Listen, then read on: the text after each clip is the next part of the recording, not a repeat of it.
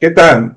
Muy buenas tardes con todos. En principio, muy agradecido por la invitación, por la consideración de poder participar en esta eh, capacitación continua que siempre realiza la SUNAR con el personal, con sus colaboradores, ¿no? Particularmente, el tema que me convoca es un tema en el cual tengo, digamos, un poco de experiencia debido a la labor que ahora realizo, tanto en actividad privada y también en su momento por la experiencia de haber participado en dos oficinas registrales, ¿no?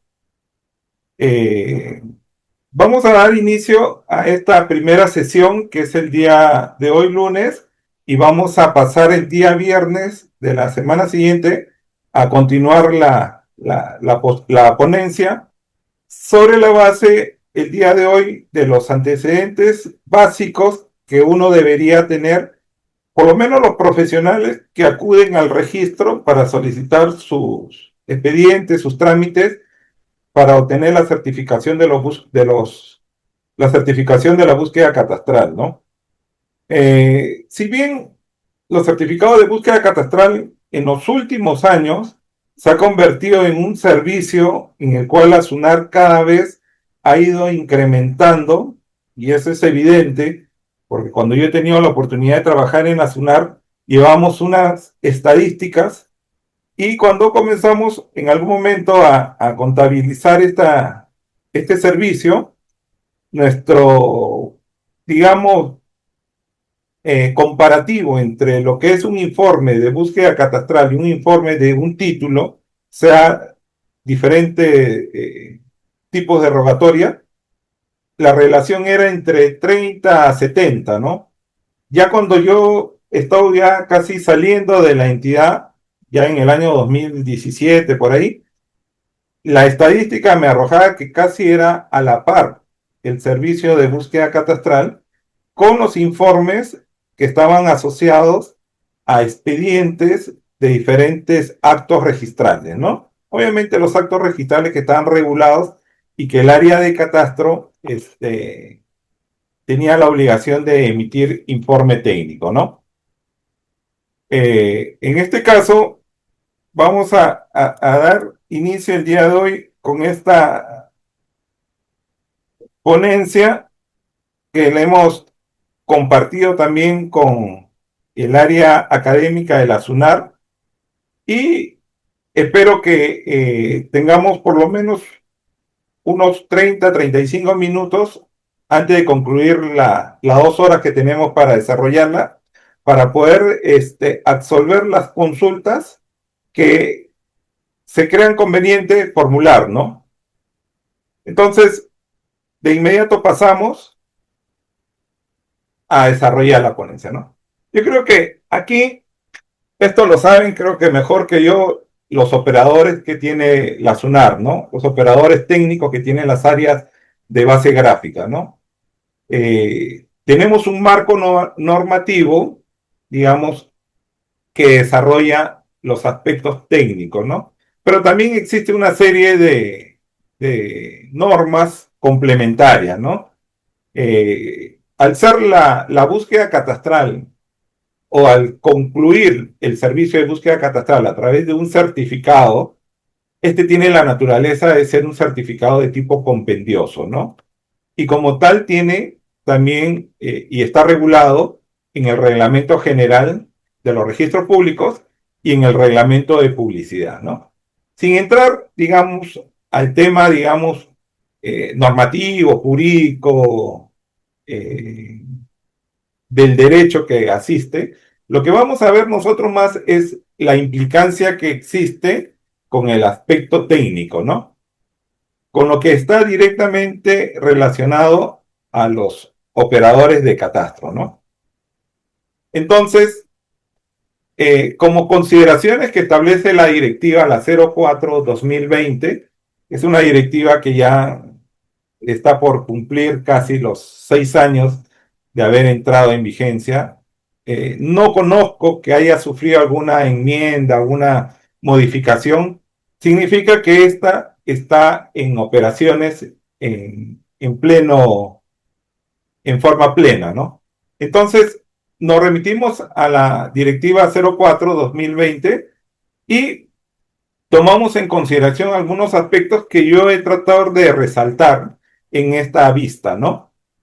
El marco normativo de la Directiva 04/2020, que seguramente ustedes la conocen de arriba hacia abajo, porque es, como se dice, pan de cada día, ¿no? Por lo menos para los profesionales que se encargan exclusivamente de ver el tema del servicio de publicidad de búsqueda catastral, ¿no? Entonces, hay algunos aspectos que yo he querido resaltar que me parecen importantes siempre ponerlos a debate o en consideración, que son los siguientes, ¿no?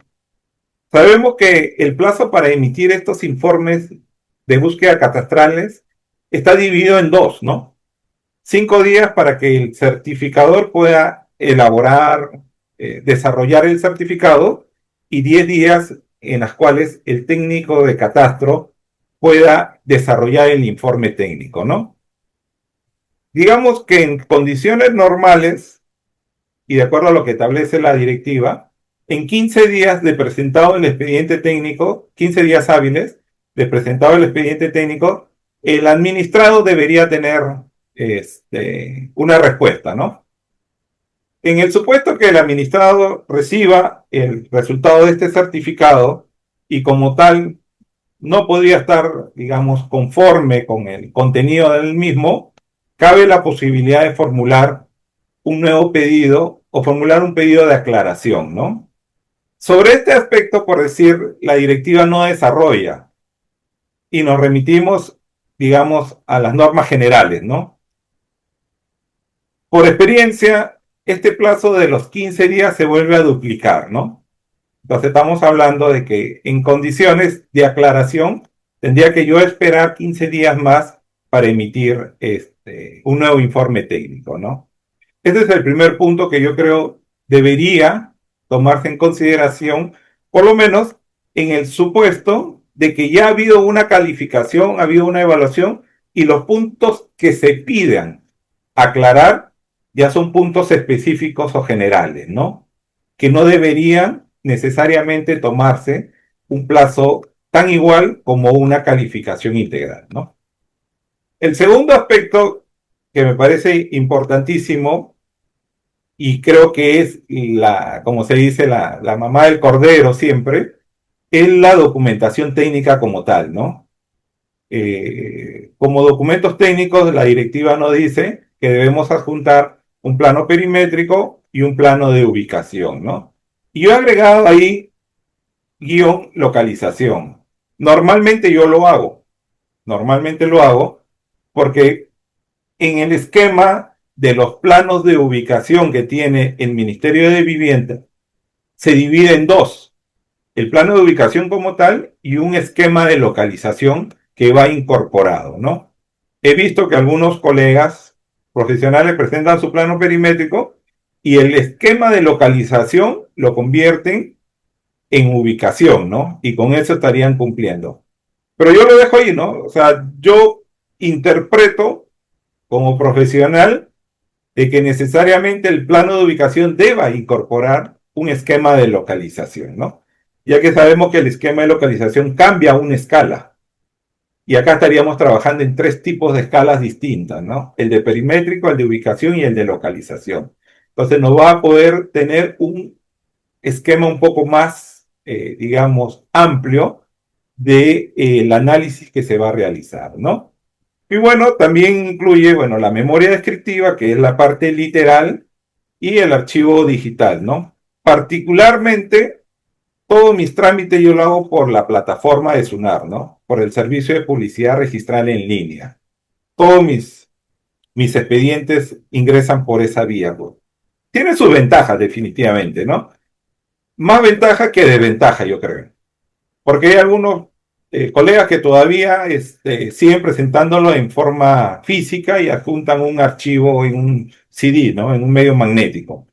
Pues yo creo que lo ideal sería todo virtualizar, ¿no? De que todo esto ingrese por la vía.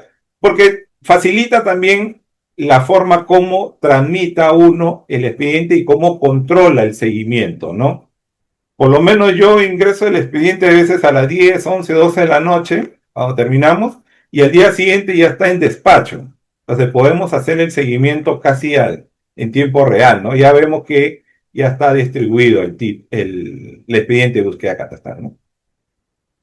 Eso, bueno, finalmente es un tema de procedimiento ahí, ¿no? Después, la directiva también nos dice que los requisitos específicos van a variar, ¿no? Y eso es obvio, ¿no? Uno tiene expedientes que están asociados a predios de naturaleza urbana y otros predios de naturaleza rústica. Cada uno tiene pues sus características y cuando uno hace el trabajo de campo también tiene que tomar en consideración esas variaciones y estas características, ¿no? Ahí no le veo mayor inconveniente o discusión a la directiva, ¿no?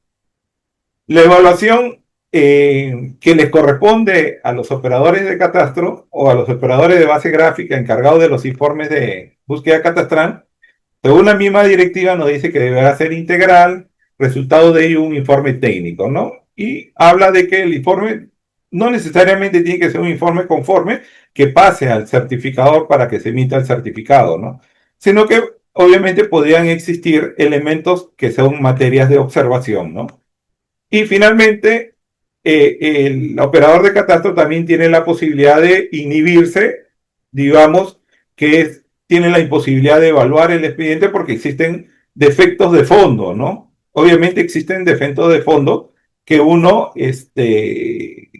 puede detectar en la calificación y eso no va a permitir emitir un informe técnico, ¿no? Sin embargo, el resultado que se debe obtener es un informe observado, ¿no? Que llegaríamos al punto anterior, ¿no? Sobre eso yo creo que no hay mayor puntos que discutir. Yo creo que la directiva es clarísima. Los operadores de catastro deben tener interiorizado todos estos aspectos. Lo que sí hay aspectos que yo creo que es importante y que seguramente va a ser materia de conversación, de preguntas. Son estos aspectos que vamos a ir viendo, ¿no? Que es ya, digamos, el resultado específico del contenido del informe de catastro, ¿no? Por decir, yo he tratado de sintetizar lo que nos dice la directiva, ¿no? Alcance sin contenidos del informe técnico, ¿no? El informe deberá señalar, ¿no? Y eso lo hace imperativo, ¿no? Quiere decir que lo hace obligatorio. Y lamentablemente en muchos casos no se cumple, ¿no?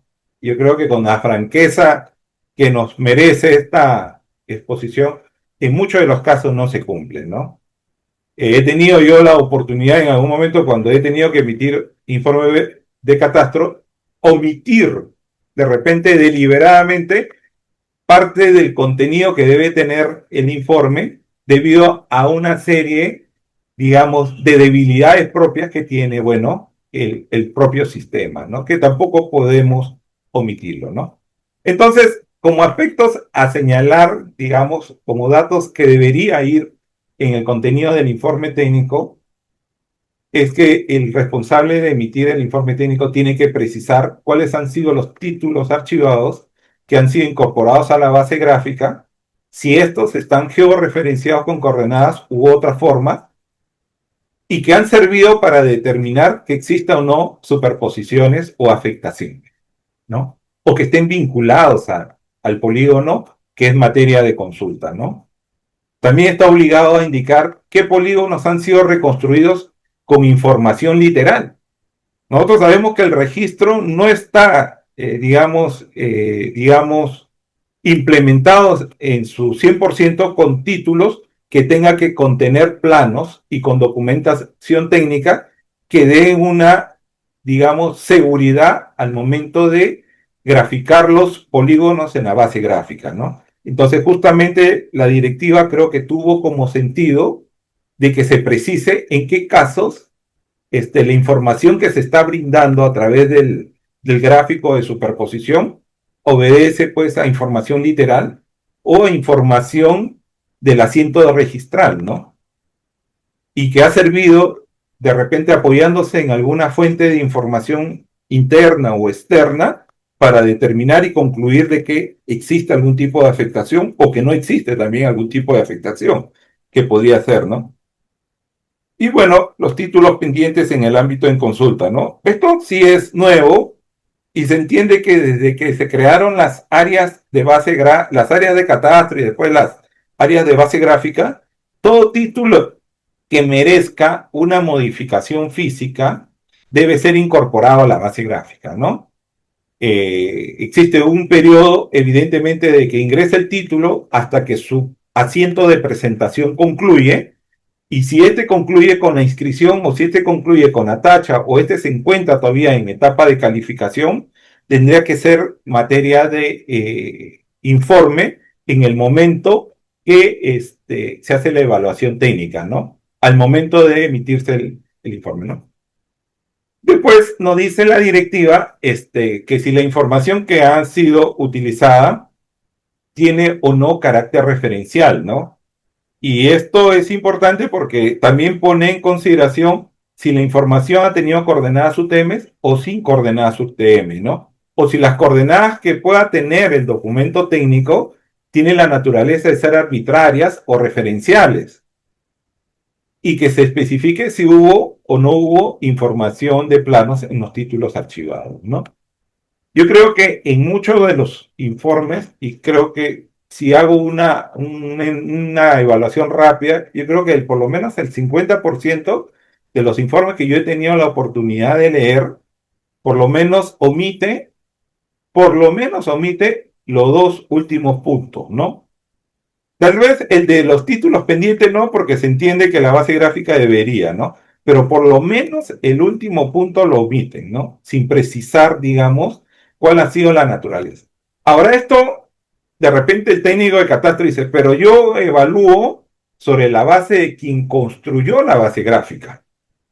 Y el que construyó la base gráfica no me precisó si había o no había coordenadas, si habían referencias de ubicación. ¿Por qué? Porque la estructura propia de la base gráfica tiene ciertos campos y hasta ciertas limitaciones, ¿no? Lo que obligaría pues a retroceder y regresar y verificar en el título archivado, ¿no? Y eso evidentemente genera una demanda. Pero yo entiendo que como ya cada vez los títulos archivados están escaneados, están digitalizados, el acceso a esa información es mucho más fácil, ¿no? Entonces, del punto anterior, yo creo que del primer punto anterior, digamos, de este que hemos marcado de color celeste, vamos a pasar a lo que yo creo que me parece que es lo que más le pueda interesar a ustedes, ¿no? Porque yo creo que el resto es bastante información de naturaleza operativa que ustedes la conocen, saben perfectamente cómo debe funcionar la directiva en estos aspectos. Entonces yo quiero un poco llevarlos en esta parte a lo que es el trabajo de campo, ¿no? Evidentemente, en muchos informes que emiten, muchos colegas ponen ahí en la parte final o en observaciones o a pie de página del informe de que la evaluación es eminentemente en gabinete, ¿no? Y eso es cierto, eso es correcto. Su calificación técnica la realizan ustedes eminentemente en gabinete, ¿no? Se supone que somos nosotros los que estamos afuera, los operadores, que debemos hacer el trabajo de campo, ¿no? Somos nosotros que debemos llevar nuestros expedientes a la municipalidad, al Sistema Nacional de Catastro, a los GORES, no sé, a la entidad que corresponda, ¿no? Y ellos serán los que evalúen los trabajos en campo, ¿no? Y verifiquen, ¿no? Sin embargo, yo creo que es importante saber que esto ya es prácticamente es una regla general en casi todas las entidades del Estado, ¿no? Y eso lo vamos a ver un poquito más adelante también, ¿no? Entonces, la documentación técnica que nosotros vamos a incorporar en el expediente para obtener un informe de catastro, necesariamente tiene que contener documentación gráfica, ¿no? Planos, memoria descriptiva y un archivo digital, ¿no? Pero lo que nos dice la directiva es bien específico, ¿no? Me dice que la documentación tiene que estar georreferenciada a la red geodésica nacional referida al datum, proyección en coordenadas oficiales, zona geográfica, al que está referido, ¿no? Entendemos que se refiere al que está referido es al predio en consulta, ¿no? Al polígono que se está consultando, ¿no? Y bueno, después hay una serie de aspectos, ¿no? Norte geográfico, cuadrículas, vértices, ángulos, todo lo que naturalmente debe contener el documento técnico, ¿no? Pero yo me voy a quedar en esta parte, ¿no? En la georreferenciación y a la vinculación que existe a la red geodésica nacional, ¿no? Creo que todos sabemos que quien administra la red geodésica nacional, que dicho sea de paso se llama Red Geodésica Peruana de Monitoreo Continuo, que ese es el nombre técnico que le ha asignado el Instituto Geográfico Nacional, es quien administra esta red, ¿no? Y la red no es otra cosa que un conjunto de estaciones, ¿no? Que están distribuidos en todo nuestro territorio nacional. Casi todas las capitales de departamento o de región tienen una estación de rastreo permanente, ¿no? Y esta estación de rastreo permanente es una estación que está administrada por el Instituto Geográfico Nacional y que cualquiera, sea una entidad, sea una persona natural, sea una persona jurídica, lo que fuese, si va a presentar su documentación técnica para algún tipo de trámite donde nos digan o nos pongan como requisito que esté ligado a la red geodésica nacional, debemos entender que los planos tienen que estar ligados o amarrados a estas estaciones que tiene el Instituto Geográfico Nacional, ¿no? Hay una ligera variante, ¿no? Que la vamos a ver un poquito adelante, ¿no? Pero en términos generales, cualquiera que elabore documentación técnica y que no exista cartografía oficial y que el requisito sea que esté ligado a la red geodésica nacional, y ojo que cuando hablamos de red geodésica nacional, el datum oficial es el WGS 84, no es el PESAC 56. Quiere decir que debemos ligarnos a la estación de rastreo permanente más cercano de donde debe estar ubicado el predio, ¿no? ¿Por qué digo más cercano? Porque cuando les muestre algo, vamos a notar que es importante la vinculación que hay con las estaciones de rastreo que tiene el Instituto Geográfico Nacional, ¿no? Entonces, yo decía, ¿no? Para poder yo elaborar mi documentación técnica tengo dos posibilidades, ¿no? Os utilizo una cartografía base oficial que esté ligada a la red geodésica nacional o genero mi propia cartografía. No me queda otra, ¿no? Entonces tengo que generar mi propia cartografía ante la ausencia de información cartográfica base oficial, ¿no? Entonces, yo le he tratado de separar la cartografía base oficial en tres grupos, ¿no? Una que es urbana, otra que es rústica y una que es nacional. Urbana, entendemos que son todo lo que está bajo, digamos, la responsabilidad de los gobiernos regionales, perdón, de los gobiernos locales, municipalidades distritales y municipalidades provinciales, ¿no? En parte tiene participación los gobiernos regionales, COFOPRI, en lo que es el saneamiento, y entidades públicas, normalmente la SBN, Provías, que generan cartografía, que entendemos que por la naturaleza de la función pública que realiza, tiene la categoría de oficial, ¿no? Después tenemos la rústica, y que esto sí es una exclusividad de los gobiernos regionales, bajo, digamos, el ente rector que es el Ministerio de Desarrollo Agrario y Riego, ¿no?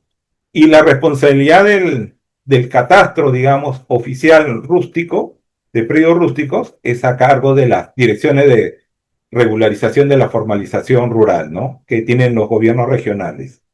Y después, bueno, tenemos una cartografía nacional que si bien para registros públicos, digamos, no es tan útil, porque normalmente nosotros en registros nos movemos a nivel de urbano, a nivel de rústico, a nivel nacional, si no se presentan muchos expedientes en esta cartografía, ¿no? Pero el Instituto Geográfico es el responsable de la Carta Nacional, que es la Carta al 25.000, 50.000 y 100.000, ¿no? Entonces, yo he puesto un pie de página en cada uno de ellos porque me pareció importante, ¿no? En el caso, voy a ir del nacional hacia el urbano. En el caso de el IGN ya en el año 2008, perdón, 2011, a raíz de una evaluación que hizo técnica, determinó que ya el datum oficial tiene que ser el WGS84, ¿no? Y que no existen, digamos, modelos o parámetros de transformación de un sistema a otro, ¿no? Y que progresivamente las entidades deberían ir migrando la información del sistema PESAC 56 al WGS88, perdón, al WGS84, ¿no? En algunas ponencias, exposiciones que han hecho los especialistas del Instituto Geográfico Nacional, la salida para poder lograr esta migración no pasa pues por una fórmula matemática, no pasa por un software, no pasa por un algoritmo, sino pasa por elaborar nueva cartografía. Evidentemente hacer nueva cartografía de todo el Perú es oneroso, ¿no? Entonces, ahí es donde estamos ahorita, como se dice, en un punto crítico, ¿no? Sobrevivimos con una cartografía obsoleta, que es el PESAC 56. Sin embargo, tenemos normativas desde el año 2011 donde establecen la obligatoriedad del uso del sistema WGS84, ¿no? En el caso del saneamiento rústico, y esto es importante porque con esta ley, con la ley 31145, que no tiene tampoco más de 5 años, y que su reglamento debe tener creo que 2 o 3 años por ahí, han tenido que tomar una decisión, como se dice, drástica, ¿no? Han tenido que mirar al costado el tema de la cartografía en el sistema PESAC 56 y establecer que en todo lo que es zona no catastrada en predios rústicos, necesariamente se tiene que elaborar nuevo levantamiento, ¿no? Nuevo levantamiento sobre la base de qué? De el sistema oficial vigente, ¿no? Y con el apoyo, bueno, de equipos electrónicos, como en este caso ellos consideran GPS, pero en realidad el término es GNS, que sería el término correcto, ¿no? Y que estos estén amarrados o ligados a la estación de rastreo permanente del Instituto Geográfico Nacional, ¿no? Yo creo que ellos han tenido que tomar esa decisión porque después de años de evaluación y de análisis han llegado a la conclusión de que la cartografía hecha en el sistema PESAC 56, que no está ligada ni amarrada a datum, está amarrada a un datum, digamos, de confianza, que es el WGS84, o a una estación de confianza, tiene que ser necesariamente reemplazada, ¿no? Por una cartografía en el sistema WGS84, ¿no? En la misma norma, en el reglamento de esta ley, la 31145, desarrolla una serie de supuestos, ¿no? Cuando uno pide rectificaciones de área, cuando uno pide la subdivisión, cuando uno quiere la prescripción, cuando uno quiere la titulación, bueno, una serie de supuestos. Pero en realidad, en todos los casos, la parte técnica no varía. O sea, la parte técnica está regulada bajo lo que estamos viendo acá, ¿no? Que la información que se debe presentar esté amarrada o ligada a una estación de rastreo permanente del IGN, ¿no? Entonces, a nosotros ya, digamos, lo que estamos, digamos, metidos en este tema del saneamiento, ya utilizamos la metodología de este reglamento de la ley 31145, ¿no? Y todo nuestro levantamiento, como vemos que hay desplazamientos en el sistema PESAC 56, hay deformaciones geométricas producto de que no hubo un buen control terrestre en esa cartografía, todos nuestros expedientes los estamos, digamos, presentando necesariamente sobre la base de un nuevo levantamiento, cumpliendo las especificaciones técnicas que establece el reglamento de esta ley, ¿no? Ahora pasamos a lo que es, digamos, al ámbito urbano, ¿no? La SUNAR, perdón, el Sistema Nacional de Catastro, que está presidido por la SUNAR, El 31 de diciembre del año 2023 emitió la Directiva 01/2023 y esta directiva derogó una serie de procedimientos que estaban vinculados a la asignación de código catastral en zona catastrada y en zona no catastrada. Como yo soy verificador catastral y mi experiencia es en el ámbito de la zona no catastrada, yo he resaltado estos 3 puntos, ¿no? Que para poder yo acceder a obtener un código único catastral ante el Sistema Nacional de Catastro Predial o ante una entidad generadora de catastro, tengo que cumplir estos 3 supuestos en forma indubitable, ¿no? Primero, que debo adjuntar un informe técnico de levantamiento topográfico, ¿no? Bueno, elaborado o suscrito por un verificador.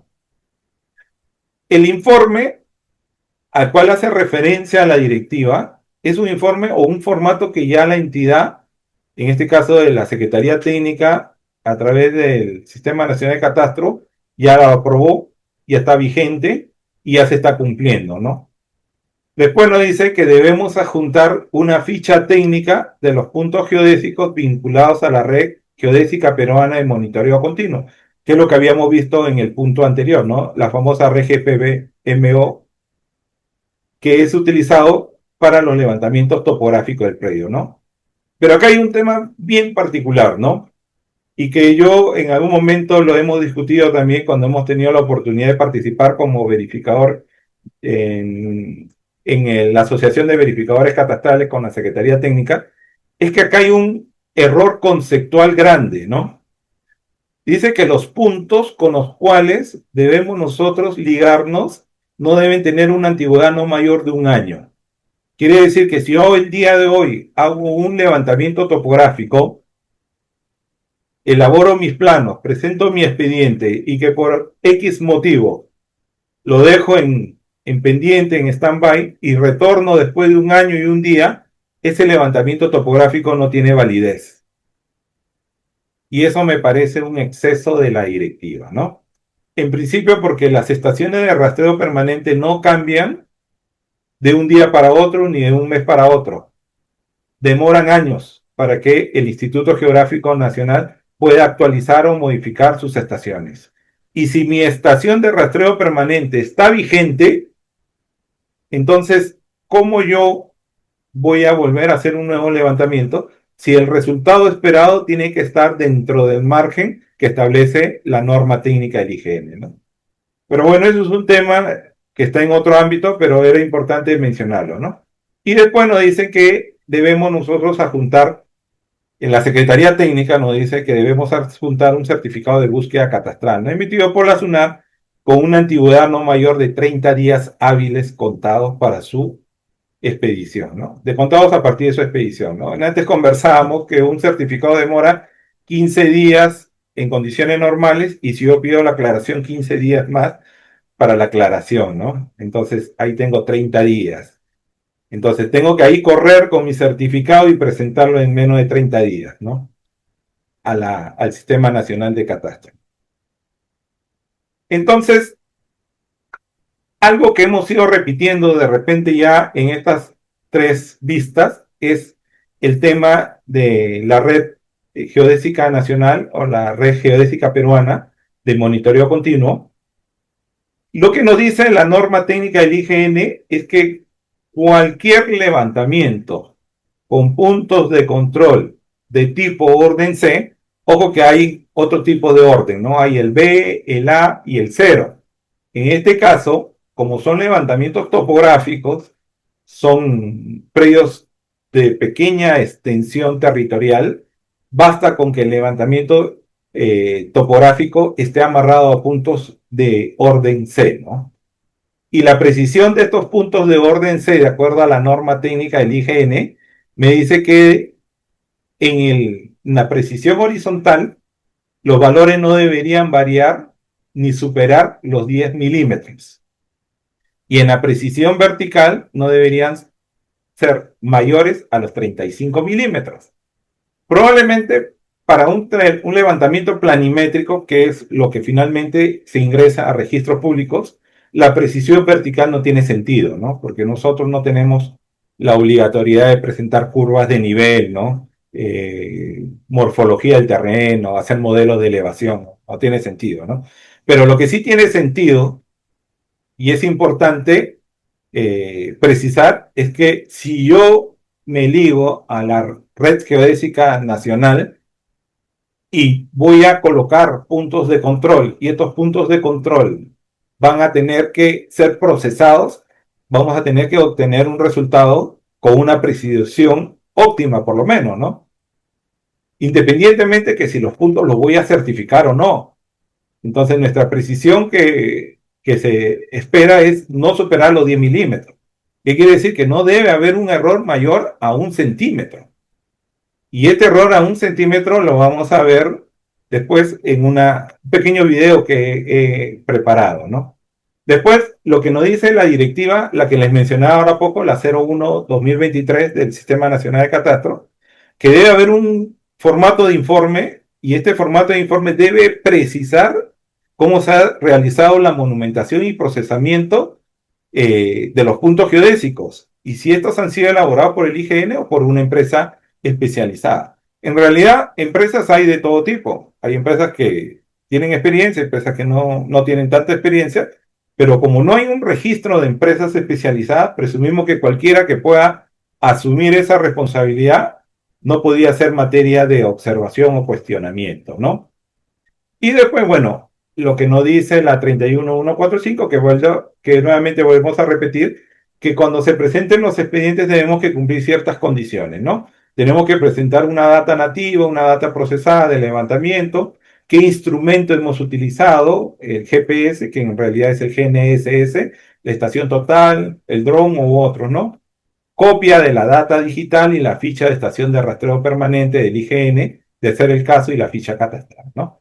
Entonces, ya estamos entrando de que para cualquier levantamiento, si queremos cumplir en estricto lo que dice la norma de SUNAT, que estemos ligados a la red geodésica nacional, tenemos que necesariamente estar ligados a una estación de rastreo permanente, salvo que exista cartografía oficial, ¿no? Y entendemos que a nivel de municipalidades distritales o provinciales se considera cartografía oficial aquella que ha sido incorporada dentro del Sistema Nacional de Catastro Predial y tiene la categoría de zona catastrada, ¿no? O por lo menos en procedimientos de ser declarada zona catastrada, ¿no? Porque la declaración de zona catastrada es todo un proceso, ¿no? Hay que primero validar la cartografía, la base de datos, seguramente van a hacer un muestreo y finalmente va a haber un informe, ¿no? Entonces la cartografía y la base cartográfica es un componente, ¿no? Que si ya la municipalidad, digamos, cuenta con el visto bueno de la Secretaría Técnica, podríamos considerar que esa cartografía base omite la posibilidad de utilizar o hacer un levantamiento topográfico, hacer, digamos, el amarre que debe haber con las estaciones de rastreo permanente y por tanto hacer todo un procedimiento técnico que en algunos casos es tedioso y también oneroso, ¿no? Para los administrados. Entonces, nuestro procedimiento que nosotros seguimos, digamos, considerando que estamos en una zona que no tiene cartografía base oficial, está compuesta por 5 elementos, ¿no? Primero, nuestro equipo receptor, que es el que va a hacer las lecturas. Tenemos que considerar el uso de las efemérides, que esto es un servicio gratuito que uno descarga de la NASA. Tenemos que tener la ficha monográfica del IGN, que es justamente lo que pide la Secretaría Técnica y el Ministerio de Agricultura en los expedientes. Tenemos que contar con un software de procesamiento y tenemos que contar con la data de la estación de rastreo permanente, ¿no? Que es justamente la forma como uno se liga, cómo se amarra al Sistema Nacional de Cartográfico nuestro, ¿no? En nuestro país, ¿no? Que es a través de la data o de la información que suministra el Instituto Geográfico Nacional, ¿no? Voy a salir un minuto y voy a cargar el video. Acá hay un pequeño video. Vamos a tratar de acelerarlo para que podamos tener más tiempo porque hay unos tiempos muertos. En principio, para que yo pueda, digamos, cumplir con estas 5 condiciones que habíamos visto, tener mi data de mi equipo de campo, tener mis efemérides, tener mi ficha monográfica de la estación de rastreo del IGN, tener un software adecuado y tener la data satelital del IGN, implica pues acudir y demanda una cantidad de tiempo lograr ese objetivo, ¿no? Pero acá vamos a hacer, digamos, un ejercicio rapidísimo de que ya tenemos todo, ¿no? Ya el día de ayer fui al IGN y compré mi data. Ya compré mi ficha monográfica, ya hice mi lectura de campo con mi equipo diferencial, ya tengo las efemérides descargadas y cuento con el software adecuado, ¿no? En este caso, el software que tenemos es el Trimble, que es famoso como el TBC 2024, que es uno de los software que ahorita está homologado por el Instituto Geográfico Nacional. Quiere decir que si uno certifica puntos ante el IGN, tiene que, entre otros software, presentar su información del procesamiento, que podría hacer tranquilamente con este programa, ¿no? En este caso, lo que se hace primero es configurar. Acá la configuración es rapidísima. Todo lo que van a ver es configuración del software. La vamos a hacerlo rápido. Acá, bueno, tenemos que definir la zona geodésica, en este caso el proyecto es de la zona 18. Tenemos que definir nuestros horarios. Después lo voy a explicar, el desajuste, las precisiones que vamos a utilizar. En este caso van a ser precisas. Las lecturas van a ser a 1 segundo y van a ser fijas únicamente, ¿no? Todos los satélites, voy a retroceder un poquito. A ver. Esta parte sí me parece importante acá. Acá lo que se hace, estos son todos los satélites que ha colectado el equipo, ¿no? Tenemos GPS que son de los americanos, el GLONASS, Galileo que es europeo, el BeiDou y el QZ. Todos estos, digamos, datos de observación que hemos tenido en campo nos ha permitido a nosotros poder cargarlo en el procesamiento, ¿no? Tenemos toda esa data. Y el IGN también va a tener su data que también ha colectado, ¿no? Entonces ya terminamos de configurar nuestro software, definimos precisiones y lo que ahora hacemos nosotros es cargar la información. En este caso, este proyecto lo hemos hecho el día 30 de diciembre. Esta es la información del IGN que hemos comprado, la data del IGN. Ahí va a cargar la información del IGN. Esto cuesta 119.40 soles, esta información, por día de lectura por estación.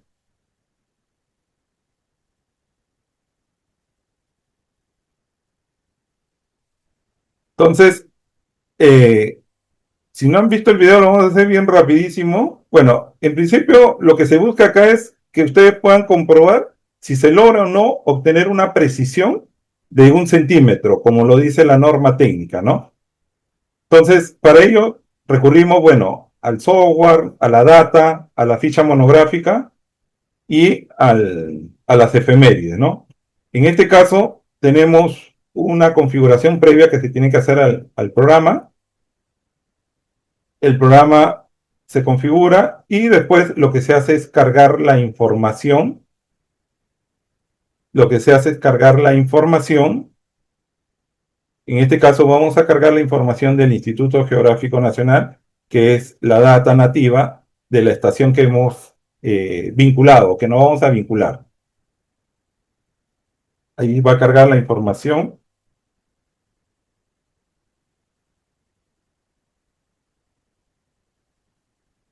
Y vamos a ver la estación que ha sido, digamos, colocada, ¿no? En este caso la estación LI03, que corresponde a la estación de Chaclacayo del IGN, la fecha de lectura entre el 29 y 30 de diciembre. La antena que se ha utilizado es una Trimble, por eso que utilizamos data nativa Trimble. Ahora lo que nos corresponde a nosotros es cargar la información que hemos trabajado en campo, ¿no? Nosotros hemos colocado, en este caso, 2 puntos de control, y estos 2 puntos de control tienen una cantidad de tiempo que ha sido, digamos, observada en los satélites, ¿no? En este caso, el punto 099, que es el que vamos a cargar,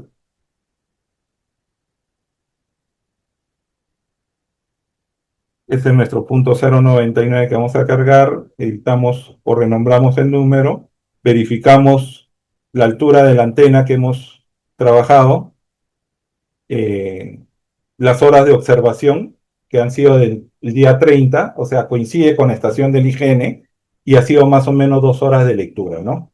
Recalculamos la antena, la altura de antena, en este caso es una información de campo que traemos, y con la información de campo corregimos este valor, ¿no? Corregimos este valor y ya podemos cargar nuestra información. Y acá se forma algo importante, ¿no? Acá se forma una línea y deben ustedes saber, en algún documento técnico deben haber leído la famosa línea base, ¿no? La Secretaría Técnica mucho exige el tema de la línea base, el Ministerio de Agricultura también exige mucho el tema de la línea base. Y la línea base no es otra cosa que la ubicación del punto de control con respecto a la estación de rastreo permanente. ¿Qué quiere decir? De que la línea base podría variar. En nuestro caso, nuestra línea base está más o menos a 5 kilómetros, o sea, relativamente cerca, muy cerca en realidad. Y que eso nos da garantía de que debe tener un resultado óptimo el que vamos a obtener, ¿no? Entonces seguimos cargando nuestra información de la otro punto que hemos calculado, es el punto 100. Actualizamos nuestra altura de antena y esto se va a cargar, ¿no? Verificamos, bueno, la fecha, bueno, son del día 30 también, similar a la anterior, y se ha generado una segunda línea base, ¿ya? Pero entre los puntos de control que yo coloco se genera también una línea base, esta se elimina, ¿no? Esta no tiene razón de ser, se utiliza para otros supuestos. Bien, ahora lo que nos corresponde es agregar las efemérides. Las efemérides son observaciones que nosotros podemos descargar de la NASA. La NASA tiene un monitoreo satelital que nos permite brindar información que corrige el posicionamiento de las estaciones. Entonces, sin esas efemérides no podemos nosotros, digamos, procesar la información. Ahora, esta es la ficha monográfica que te vende el IGN también. Esta es la estación con la cual yo me estoy ligando. Esta es la estación LI03. Y esta estación ya tiene coordenadas fijas. Por eso que justamente la norma técnica dice habla de estación de monitoreo estático. O sea, de que estas estaciones van a estar cumpliendo una función estática para obtener un resultado. Y lo que se hace ahora es corregir esos valores. Estos valores serían los oficiales y estos son los valores que en campo ha obtenido el receptor. Y lo que se hace es corregir. Se corrige esos valores. Si ustedes ven, hay una variación mínima. En el último decimal se corrige, tanto en latitud como en longitud, y se cierra, ¿no? En este caso ya tenemos toda la información suficiente. Tenemos la efemérides, tenemos la data satelital, tenemos la estación de rastreo, tenemos la ficha monográfica y tenemos la licencia, ¿no? Y lo que va a hacer el software es procesar. Vamos a adelantarlo porque esto demora un poquito. Y acá tenemos el primer procesamiento, ¿no? El punto 099 tiene una solución fija que le llama. Quiere decir una solución fija es que no tiene error. O sea, ha cumplido el estándar que establece el software. Tiene una precisión horizontal de 2 milímetros y 12 milímetros de vertical. Y la distancia a la estación base, o sea, lo que hemos mencionado, lo que se llama la línea base, es de 5.54 kilómetros de distancia, ¿no? O sea, cerca. Vamos a avanzar rapidito para poder tener el procesamiento del otro punto, ¿no? Y acá nos detenemos, igual. El segundo punto procesado es el GNS 100, también tiene una solución fija, quiere decir que cumplió con el estándar. Tiene 3 milímetros de error horizontal y 18 milímetros de error vertical.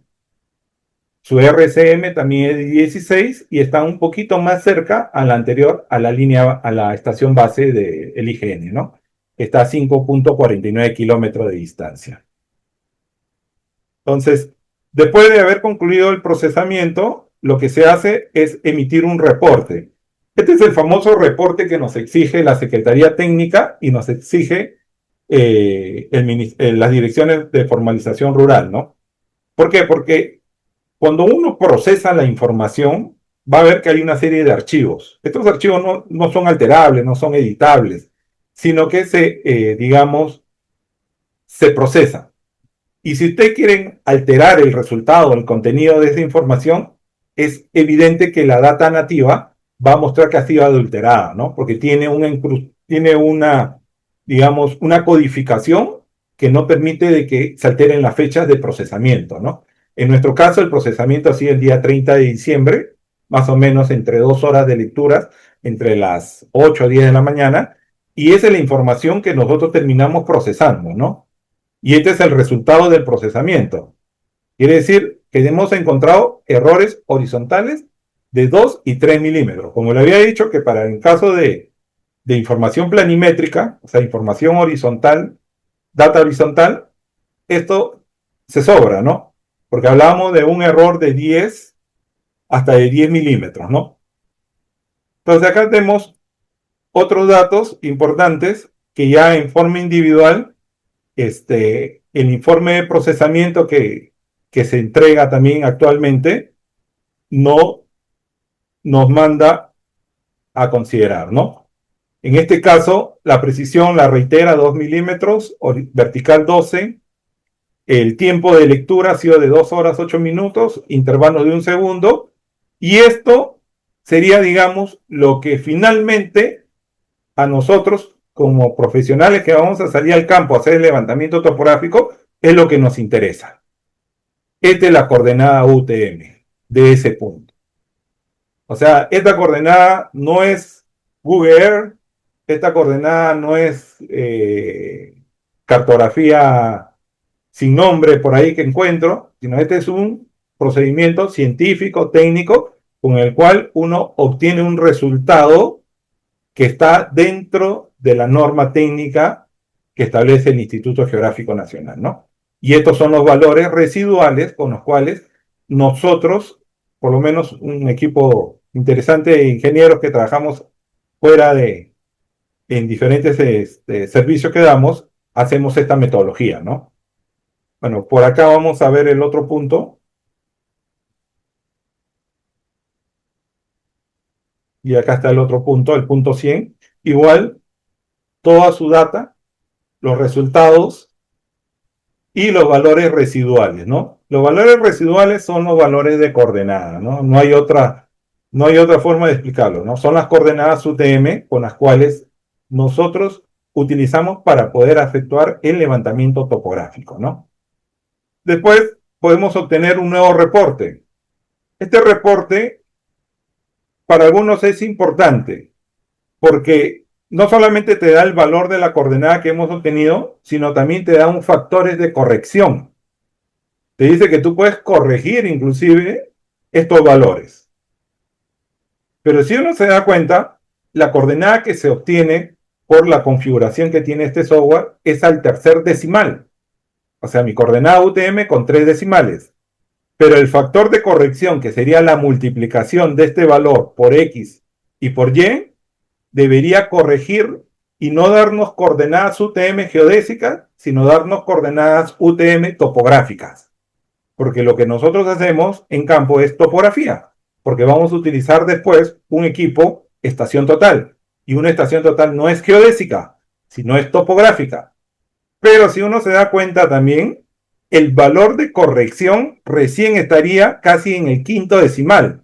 ¿Qué quiere decir? Que si yo corrijo este factor con la coordenada X y Y, el resultado me va a dar lo mismo. Significa que para efectos prácticos, y eso lo van a saber o de repente lo van a ver en algunos planos, la coordenada geodésica UTM con la coordenada topográfica van a terminar siendo la misma, ¿no? Los mismos valores para el mismo punto, ¿no? Y eso se debe, bueno, a una serie de factores, ¿no? Ahí entra, bueno, la curvatura de la Tierra, no sé, el espectro electromagnético, diferentes puntos que creo que no vale la pena ahondar en este de aquí para adelante, ¿no? Sino ver más por qué obtenemos estos resultados, ¿no?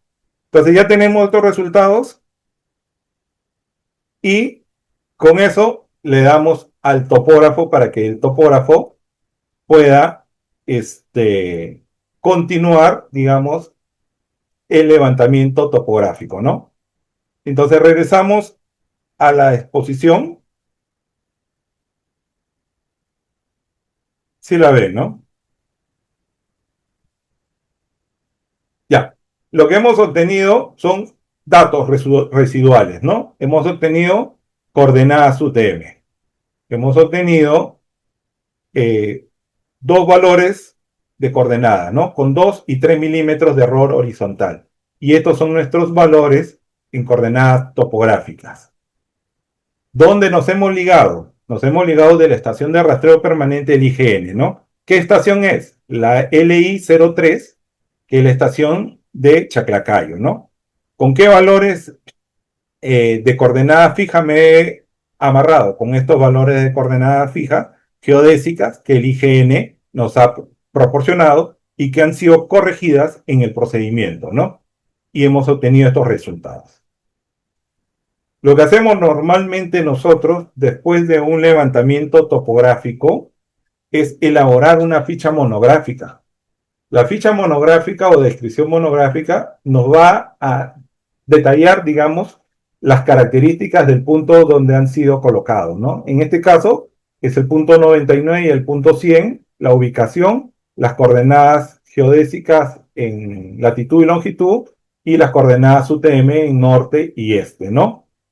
Tenemos alturas elizoidal y alturas EGM 2008, ¿no? Esta es la altura por convención que estableció el IGN, ¿no? Para coordenadas UTM. La ubicación, donde está el puntito colocado, la foto del equipo que hemos utilizado, en este caso hemos utilizado un CHC NAT i90, que es el equipo utilizado, y hemos dejado como medio de comprobación una placa de bronce, ¿no? Ojo que este punto no es un punto certificado, pero que sigue la metodología técnica de la norma técnica del IGN para puntos de orden C. Yo no puedo ir al IGN y decirle certifícame este punto, no, porque yo para certificar en principio tengo que seguir un formato, un modelo de placa, tengo que pagar un derecho, más o menos está sobre 300 soles cada certificación de punto geodésico, y presentar un expediente técnico, ¿no? Ese expediente, si gusta, se lo puedo alcanzar después para que vean cuál es la documentación que se adjunta. Y bueno, los datos del responsable, ¿no? En este caso, no es un trabajo complejo en campo, la verdad, no es un trabajo difícil, pero que sí requiere bastante responsabilidad, ¿no? Y bastante responsabilidad quiere decir de que por lo menos uno compre su data satelital, uno tenga una ficha monográfica actualizada del IGN, uno haga una lectura de tiempo adecuado y el resto lo va a hacer el equipo y el software, ¿no? No hay mayor ciencia acá, digamos, que la que les he mostrado, ¿no?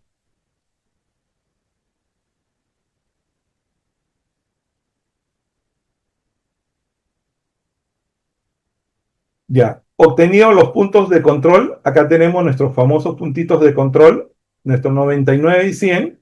Lo que hacemos es hacer un trabajo con topografía clásica, ¿no? Todos los que han llevado el curso de topografía y han utilizado la estación total lo saben y lo entienden perfectamente, ¿no? Yo estaciono mi equipo acá y leo estos dos puntos. Y lo que hago al leer estos dos puntos es obtener la coordenada de mi punto de mi estación. Evidentemente, este punto de la estación también está regido por ciertos parámetros de precisión, ¿no? Cada equipo topográfico, que puede ser a 1 segundo, 2 segundos, 5 segundos, tiene un margen de tolerancia. pero para levantamiento de esta naturaleza, los especialistas con los cuales siempre he conversado y siempre han discutido, me dice que basta con un equipo con un error angular de 5 segundos, ¿no? Entonces mi estación me va a permitir leer el punto 9 y el punto 10 y obtener la coordenada de la estación 1. Y a partir de la estación 1 y por método de azimut y distancia, todos los demás puntos que yo pueda leer van a tener coordenadas, ¿no? Y con esas coordenadas puedo yo armar mi plano en base a puntos, en base a líneas, en base a polígonos. No hay mayor ciencia también en eso, ¿no? Es unir puntos, unir líneas y formar polígonos, ¿no? Y tener una noción o una idea del terreno, ¿no? Quien hace esta labor ya de gabinete. En nuestro caso, aprovechamos el trabajo de campo, el tema topográfico, el tema de control terrestre, colocamos nuestros puntos, pero complementariamente también aprovechamos y hacemos un vuelo con el dron. Con un dron con una resolución espacial que nos puede dar entre 1 o 2 centímetros por píxel. Entonces, esta es una forma también que nosotros utilizamos para comprobar que el levantamiento topográfico no tenga errores al momento que yo haga el trabajo de gabinete. Porque voy a tener detrás, digamos, como una imagen, una cantidad de puntos salteados que me va a permitir tener una idea de cómo reconstruir el polígono, ¿no? Donde yo he puesto piscina, será pues el borde de la piscina. Donde yo le he puesto muro, será el muro topográfico que he utilizado. Donde he puesto vereda será la vereda, ¿no? Donde he puesto estación será el cambio de estación. Entonces, toda esa información la voy yo comparando con la vista que se obtiene de la ortofoto que se genera, ¿no? Esos puntitos rojos que ven ustedes acá son los puntos de fotocontrol, que también son puntos controlados. Estos puntos de fotocontrol, en este caso han sido 6 puntos colocados, y estos también tienen un error. De esos 6 puntos colocados, nuestro error obtenido es de 1 centímetro.097. ¿Qué quiere decir? De que yo pueda haber cometido algún error o mi equipo ha cometido un error o la precisión de mis equipos para mis puntos geodésicos me está, digamos, indicando a través de la ortofoto que yo tengo un error espacial de más o menos un centímetro con punto 0,97, ¿no? Que sería el error en X y en el error en Y de 1,61. No hablo de error de altura en Z porque, como ustedes deben entender, no es el caso específico para ustedes, pero sí para otro tipo de proyecto, ¿no?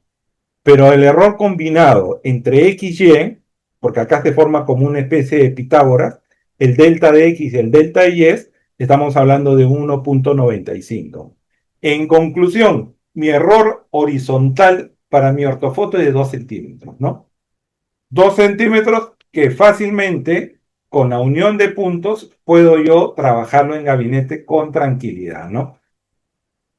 La norma, el reglamento de la ley 31145 establece como una de las posibilidades la metodología de hacer cartografía para uso rural mediante ortofotos. Si yo llevara, digamos, a la Direfor mi expediente sobre la base de este levantamiento con ortofoto, solamente ortofoto, o sea, ¿qué quiere decir? Mis 2 puntos de control, mis puntos de fotocontrol, que son 6, genero mi cartografía y en gabinete puedo, con ayuda de mi AutoCAD, delimitar mi perímetro. La Direfor debería validarme que es correcto, porque cumplo con la metodología dentro de las metodologías que ha establecido el Ministerio de Agricultura. Pero en nuestro caso, como tratamos siempre de minimizar el error, hacemos topografía en tierra, o sea, hacemos topografía horizontal, utilizamos la estación total, ¿no? Para que la estación total sea la que a nosotros nos dé la precisión, ¿no? Y en este caso, nuestra estación que tenemos es de 2 y 5 segundos de error angular, ¿no? Entonces, cumple con el estándar mínimo que el Sistema Nacional de Catastro exige cuando uno presenta un expediente para la asignación del Código Único Catastral.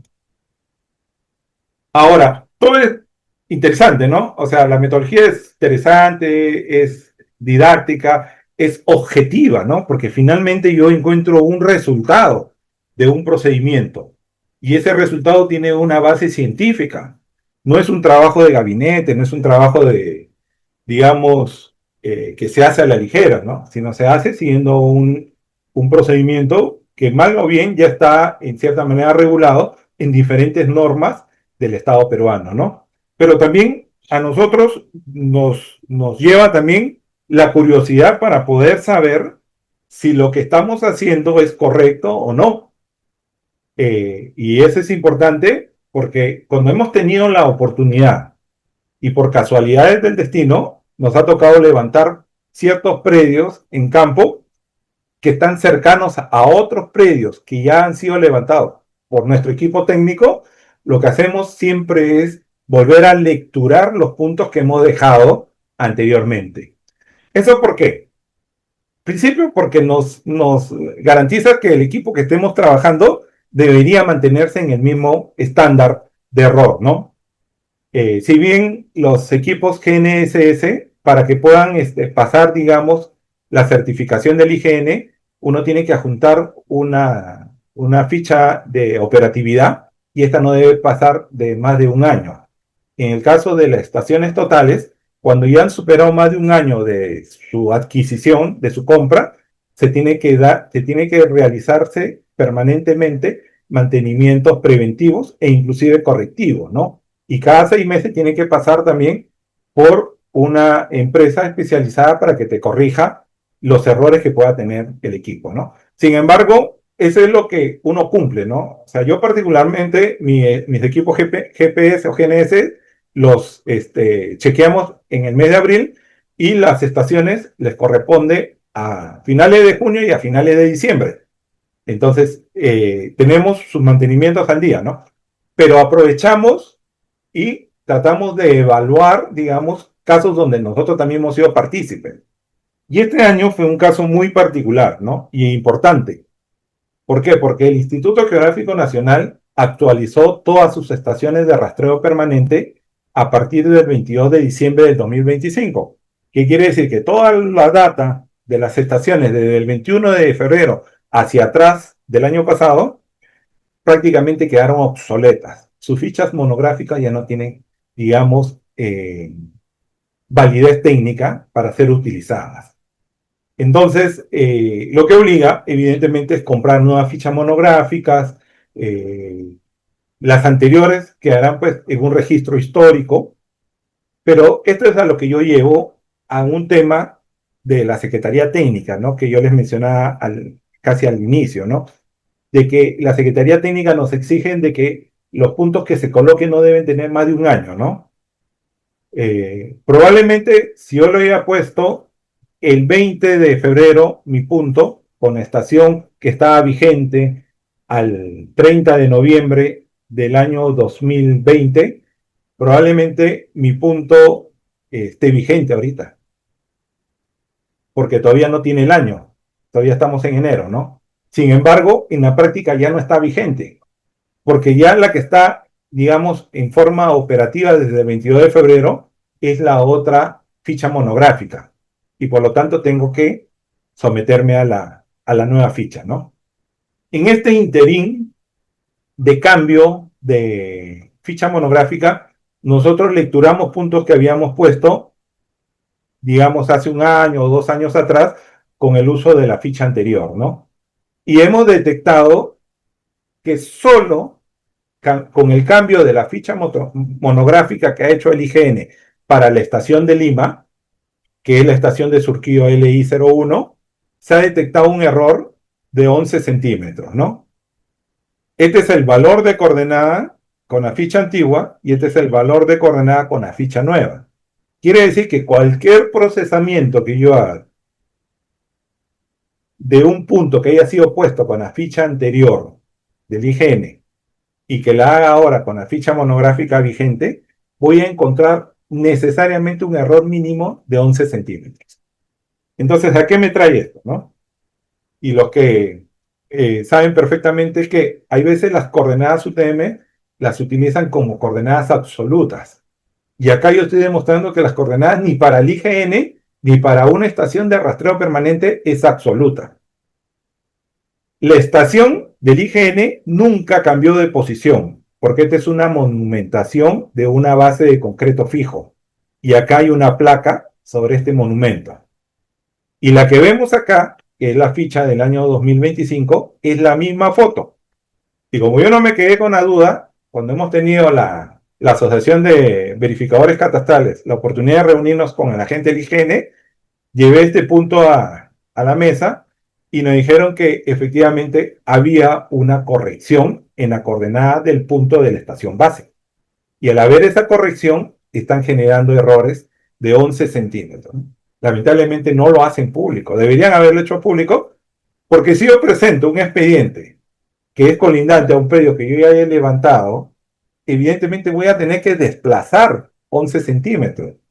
Si desplazo a la derecha, probablemente no tenga ningún problema porque me voy a la derecha. Pero si fuese lo inverso, que tenga que desplazar hacia la izquierda o el predio del costado derecho ya esté inscrito, me voy a sobreponer un desplazamiento de 11 centímetros, ¿no? Que sumado a ello, bueno, a lo que hemos visto, que hay un error de 10 milímetros, que es tolerable, al error que da las estaciones totales, que también está dentro de una clasificación determinada por el tipo de equipo que se utiliza. Entonces estamos sumando error.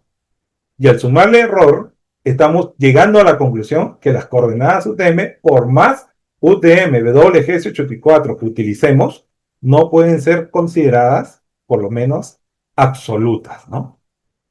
No pueden ser utilizadas como absolutas, ¿no?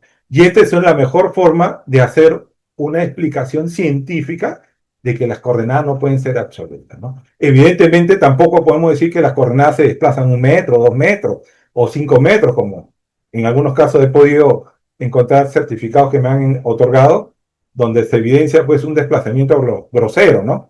Pero sí estamos hablando de que las coordenadas no pueden ser absolutas, ¿no? Y tiene que en algún momento reglamentarse la precisión de las coordenadas, ¿no? ¿Qué tanto yo puedo exigir precisión en las coordenadas UTM en WGS84? Ahora, yo no menciono PESAC 56 porque ya pues, PESAC 56 puede ser la muerte, ¿no? O sea, nadie puede utilizar el PESAC 56 y mucho menos compararlo con una coordenada en WGS84. Bueno, hasta acá he cumplido, como me han indicado los organizadores de la escuela de capacitación. Tenemos exactamente 40 minutos para poder resolver las preguntas que ustedes crean conveniente formular, ¿no? Evidentemente, todo esto que hemos visto es tema cartográfico, es tema de campo, probablemente no está tan familiarizado con ustedes, pero sí me parecía importante que para poder yo después explicar el tema de las búsquedas catastrales y de la casuística que hemos podido desarrollar en todo este tiempo, es importante tenerlo claro cómo se presenta la información o cómo debería presentarse la información, por lo menos medianamente que la realice un profesional serio, ¿no? Con qué niveles de precisión debería de trabajar, ¿no? Tenemos varias preguntas. La primera plantea y dice, ¿no? Para una búsqueda catastral en el ámbito urbano se requieren las coordenadas UTM, datum WGS84 o PSA de 56, tanto para la reconstrucción y ubicación del polígono en consulta, o se puede excluir las coordenadas por solo ángulos internos, medidas perimétricas y distancia hacia la esquina próxima. En su calidad de verificador catastral e ingeniero geógrafo, ¿podría explicar la necesidad del uso de las coordenadas para las solicitudes y actos de inscripción registral? Esa es la pregunta.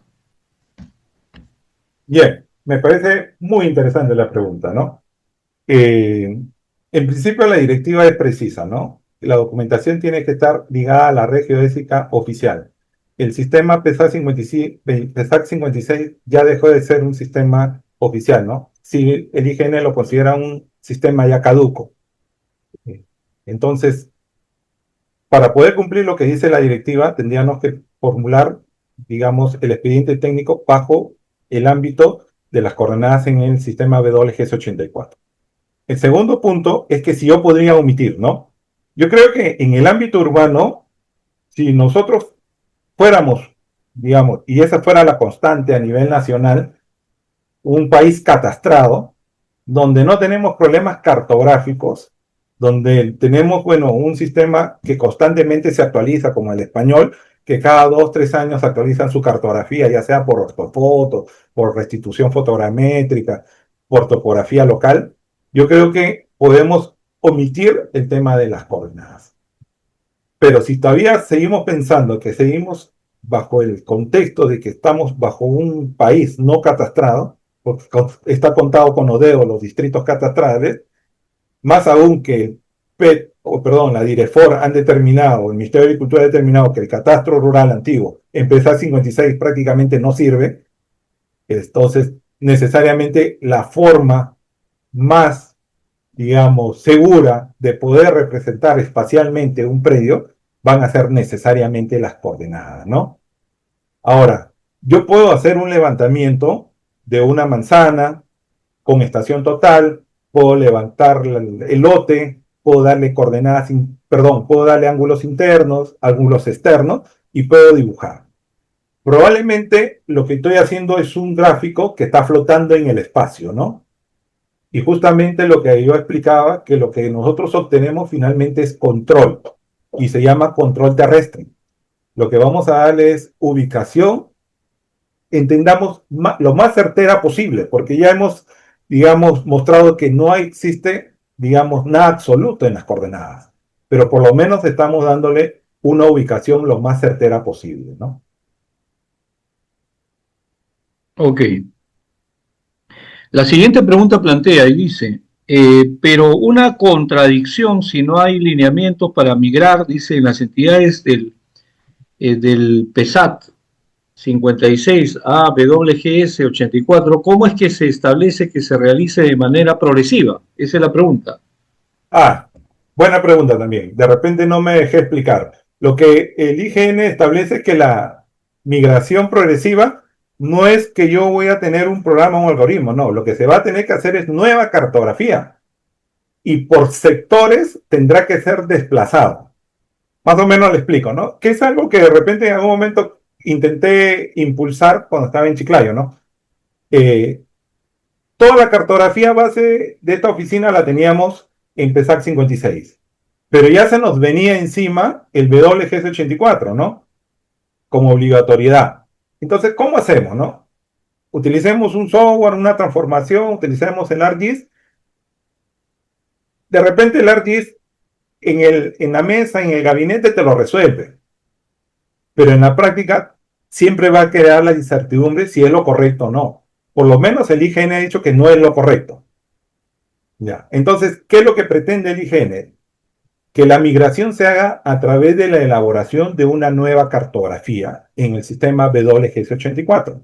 ¿Qué quiere decir? Que yo hago el levantamiento cartográfico, digamos, de una manzana, para dar un ejemplo, en el WGS84, pero a la vez tengo mi información en el PESAC 56. Entonces lo que hago es el bloque, cierro el bloque y lo llevo y lo desplazo, lo giro y lo inserto en la cartografía del WGS84. Eso es lo que el IGN plantea. Y eso es lo que nosotros en varias oportunidades hemos discutido. Por lo menos la SUNAR no lo puede hacer, porque la SUNAR no tiene capacidad ni tiene la función de elaborar cartografía. Pero que en algún momento se planteó, ¿no? Como una probable posibilidad de poder, digamos, ir adecuando la base gráfica a algo más certero. Pero ¿quiénes lo pueden hacer? Los gobiernos locales, las municipalidades distritales. Entonces, si la municipalidad distrital elabora una nueva cartografía y esta ya es oficial, entonces entendemos que la migración se va a dar utilizando bloques. Por bloque voy desplazando y voy adecuando información en el PESAC 56 al WGS 84. Pero eso tiene que estar regulado, tiene que estar normado, ¿no? Eso es la parte operativa, pero se van a presentar innumerables de casos y de supuestos en los cuales el que va a hacer la labor, digamos, de operativa va a tener que asumir, ¿no? Entonces, por lo menos los lineamientos tendría que definirse, ¿no? Por lo pronto, esa contradicción que hace la consulta es porque quien la plantea no vive la realidad que tiene, digamos, la SUNAT, ¿no? Sino ellos van por digamos, una solución, digamos, superior. Prácticamente es hacer nueva cartografía donde no hay cartografía en WGS 84. Ok, gracias. La siguiente pregunta plantea y dice, actualmente tenemos una base gráfica en PSAT 56 y WGS 84 y cuando se realiza la venta o se entrega a entidades y a usuarios los polígonos, entregamos en el datum que se encuentra. Cuando el predio está en WGS 84 no hay problema, pero cuando el predio está en PSAT 56 y el usuario está obligado a transformar de alguna manera para poder presentar su expediente en WGS 84 y este queda desplazado al momento de contrastar con la base gráfica y en algunos casos tenemos que moverlos, yo considero que de alguna manera la venta o entrega de los polígonos se debe realizar solo en WGS 84. ¿Usted qué opina? Plantea la pregunta. Excelente pregunta. Yo soy usuario, permanentemente compro data. Ahí siempre ven mi usuario que compra data, ¿no? Lo que pasa es que todo va a depender. No siempre va a haber una respuesta absoluta para algo, ¿no? Yo particularmente compro la data porque quiero tener un elemento de referencia. No es que yo la quiero comprar y después transformarla, no tiene sentido eso, ¿no? Pero sí quiero tener un elemento de referencia. Ahora, ¿qué es lo que hago? Y perdónenme que de repente sea un poco infiente. En algunas oficinas registrales lo que yo he tenido que hacer es lo siguiente. Comprar la data en PESAC 56 y hacer mi levantamiento en WGS 84. Mi levantamiento en lo que es medidas perimétricas es similar a lo que ahora he inscrito. Ya. Pero tengo coordenadas en 56 y tengo coordenadas en 84. Entonces lo que estoy haciendo es presentar mi plano con la doble coordenada. Mi coordenada en PESAC 56, que es comprada a la propia SUNAR, y mi cuadro de coordenadas en WGS 84, levantadas en campo. Obviamente, no transformo, no reproyecto, hago trabajo puro de campo, trabajo serio, levantado con metodología que ya he explicado anteriormente, ¿no? ¿Por qué? Porque me ha tocado los casos, ¿no? De que el especialista, el técnico que evalúa, me dice, la coordenada en 84 está desplazada a la base gráfica registrada. Entonces, ¿qué me pongo a pensar? Ya me olvido mi trabajo de campo, me olvido mi punto de control, me olvido mi estación total y me pongo a trabajar en gabinete en mi expediente. Y trabajo con la información que compro a SUNAT, que no es lo correcto ni lo ético, ¿no? Por lo menos yo le explico eso a mis clientes, ¿no?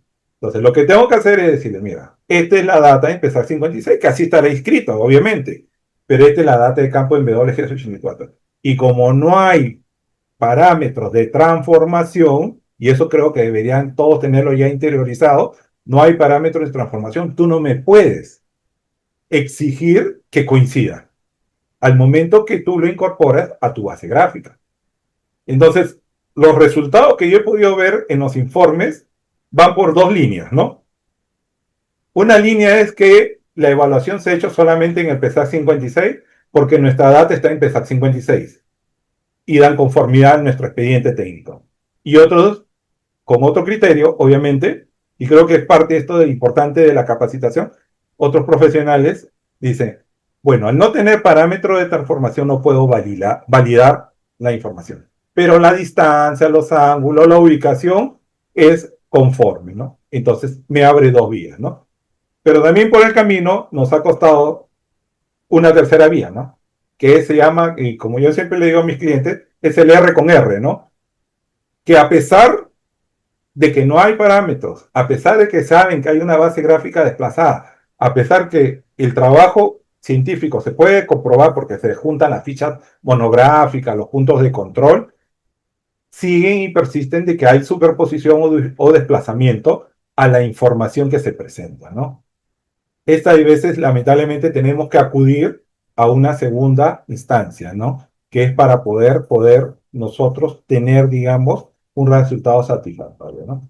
Yo lo mínimo que quiero cuando yo presento mis expedientes es sorprender o engañar a alguien. Y lo hago porque tengo la experiencia de haber trabajado adentro. Tengo la experiencia de que en muchos de los casos he sido invitado, citado a aclarar cosas. Entonces, no me gustaría a nadie sorprender con mi trabajo técnico, ¿no?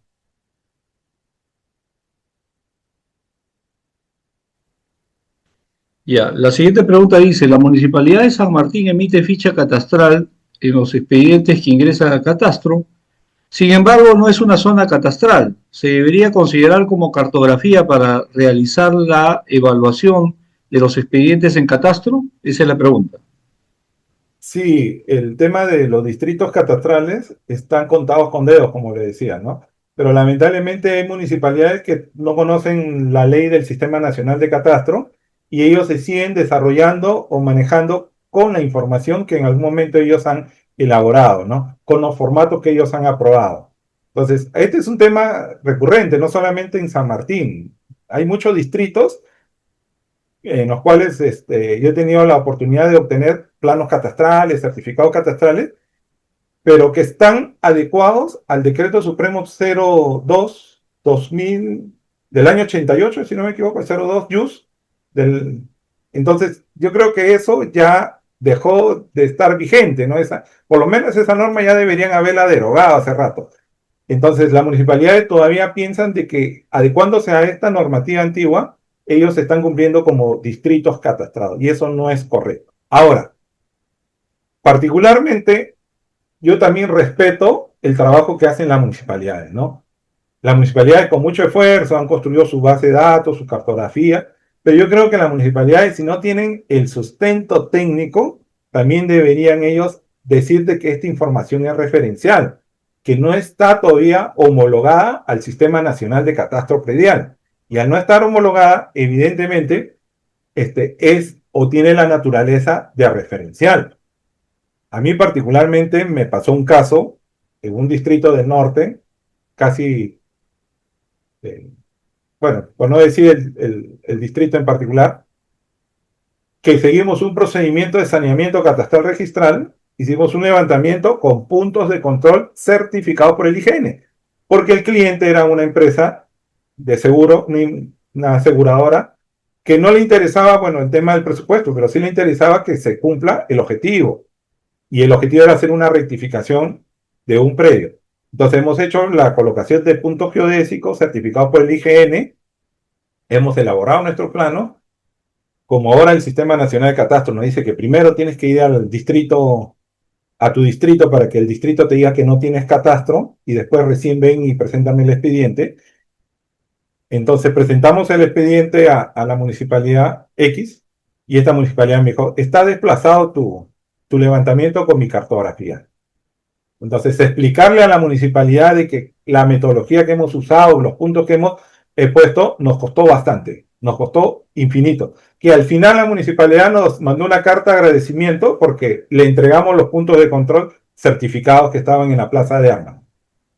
Entonces, hasta ahí logramos saltar la valla de la municipalidad. Después, cuando presentamos el expediente, que ahora nos exige la búsqueda catastral, el Sistema Nacional de Catastro, igual el área de catastro me dijo, estás desplazado casi 12 metros. Oye, eso es una locura, 12 metros, mi error es de 1 centímetro. Entonces, como el certificado de búsqueda catastral que se presenta al Sistema Nacional de Catastro no te dice que tiene que estar o no superpuesto, simplemente te dice certificado, lo hemos presentado a la Secretaría Técnica. Y la Secretaría Técnica nos observa diciendo, oye, tu certificado de punto, tu certificado de búsqueda catastral dice que hay una superposición y un desplazamiento de 12 metros. Y le digo, sí, pero mira tú la base gráfica, el visor gráfico.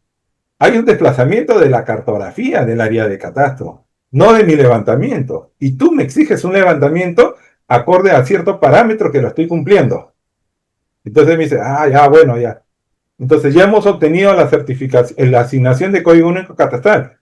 Pero ahora tenemos, digamos, nuevamente que regresar a SUNAR para pedir la anotación preventiva, ¿no?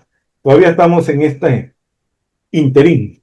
No sabemos qué va a pasar, ¿no? Pero por lo menos, este, Algo que yo quiero rescatar de la directiva, la 02-2000, es que dice que pueden utilizar las bases de imágenes del Google Earth o del ArcGIS seguramente para poder deslindar superposiciones, ¿no? Entonces acá es evidente, ¿no? 12 metros sí se nota en una vista satelital, no pasa así nomás desapercibido. Es un error grosero, ¿no? Es un error que no puede admitir en la metodología que nosotros trabajamos ni la metodología que exige el Sistema Nacional de Catastro. Muy bien, la siguiente pregunta plantea y dice, en la directiva 04-2020 y en los lineamientos indican que el software ArcGIS con el aplicado ToolGIS harán la proyección de los polígonos en consulta con la base gráfica registral, con la capaz, dice, que se encuentran en el sistema de Core PASAT 56. Sin embargo, según los manuales de software ArcGIS, establece que se pueda utilizar, dice, el parámetro 8 y 1, teniendo en cuenta que el IGN no ha proporcionado estos parámetros, al utilizar uno y otro parámetro del software, al realizar la comparación gráficamente, estos no coinciden. Esa es la pregunta. Efectivamente, lo que dice la persona que ha formulado la pregunta tiene toda la razón. En principio, el ArcGIS es un software privado, ¿no? Y es un software privado y como tal han desarrollado ellos sus propios algoritmos, ¿no? Sus propias fórmulas de transformación. Y cuando uno hace una transformación, una reproyección, puede elegir el parámetro que quiere, ¿no? Puede elegir el 1, el 2, el 3, el 4, el 5, el 6, el 7, el 8, el que fuese. Cualquiera de los parámetros. No hay, digamos, imposibilidad de elegir. Ahora, por convención, se dijo, ¿no? Que el parámetro que mejor funciona es el 8, ¿no? ¿Por qué es el parámetro que mejor funciona? Porque como el Perú saben que está en la zona 17, en la zona 18 y en la zona 19, entonces me pongo en el medio. Y cuando uno dice parámetro 8, lo asocia al 18.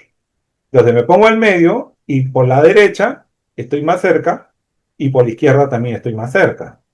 Pero no significa que esos parámetros sean oficiales. El IGN en reiteradas exposiciones ha indicado que no hay parámetros de transformación. Lo que hay, y efectivamente, y lo que ha desarrollado la SUNAR a través de las herramientas del ToolGIS, es un apoyo para tener una vista, digamos, aproximada de la ubicación que debe tener el predio al momento que yo reproyecto o cambio de sistema. Pero no digo que estas coordenadas en el pesar 56 al pasar el 84, esa es su ubicación exacta. No, eso no lo dice en ninguna parte, por lo menos nadie lo ha dicho ni nadie se atrevería a decirlo. Lo que hace el ToolGIS, y yo he tenido la oportunidad en algún momento, casi al final de mi presencia en la SUNAT, de utilizarlo, era tenerlo como un elemento de referencia, ¿no? Evidentemente, al no tener, digamos, una cartografía oficial, uno puede presumir que ese es lo más correcto, ¿no? Uno puede presumir que ese es lo más seguro. Y lamentablemente nosotros sí en algún momento hemos tenido que ir a la segunda instancia, en este caso a la subdirección de base gráfica, para que ellos puedan emitir un informe ampliatorio al informe técnico de las oficinas de las sedes registrales, donde han aclarado que el IGN ha establecido también que no hay parámetros de transformación y que la herramienta es una herramienta de apoyo referencial. Para eso deben utilizar otros elementos adicionales, dice, ¿no? La cartografía, las vistas satelitales, el levantamiento, los títulos. O sea, hay que hacer un análisis poco más profundo. Y eso es lo que he logrado de que en algún momento, y eso se lo voy a mostrar porque eso es importante, porque yo creo que a pesar de que la subdirección de base gráfica debería centralizar, digamos, ciertos pronunciamientos que ellos emiten, yo creo que debería tener como una fuerza de informes vinculantes, ¿no? Para las oficinas de las oficinas registrales, porque se hace derecho, y en este caso se hace derecho sobre aspectos eminentemente técnicos, ¿no? Así como lo hace el tribunal con los señores registradores que dejan jurisprudencia, precedentes, una serie de pronunciamientos, acuerdos plenarios, igual debería la subdirección, cuando emita un informe que involucre, digamos, un criterio que pueda estar en duda a nivel nacional, debería ser compartido, ¿no? Y lamentablemente yo sí comparto esa información que he obtenido porque me ha servido para poder lograr en otras, digamos, oficinas registrales de que el tema de las coordenadas en PESAC 56 no debe ser considerado un tema absoluto, y mucho menos la transformación o reproyección que uno realiza de un sistema al otro, ¿no? Porque no hay, digamos, marco legal que lo sustente, ¿no? Muy bien, la siguiente pregunta plantea y dice, buenas tardes, ¿podría confirmar si siempre tienen que obtener un par de puntos intervisibles de la misma precisión para orientar su levantamiento? Esa es la pregunta. Buena pregunta también, me parece, ¿no? Lo que pasa es que lo que yo les he mostrado es una metodología de levantamiento. Normalmente se manejan tres tipos de metodologías, pero para mí esta es la que me funciona mejor, me da más confianza y me permite, digamos, trabajar y optimizar mis proyectos, ¿no? Obviamente en algún momento he utilizado otras metodologías, ¿no? Hay una metodología que se llama el RTK. Cuando uno hace RTK, no necesita tener dos puntos de control. Basta con tener solo un punto de control. Y lo que uno hace es colocar una estación diferencial en un determinado punto, y con otro equipo hago las funciones de prisma. Y voy y empiezo a levantar como un bastón.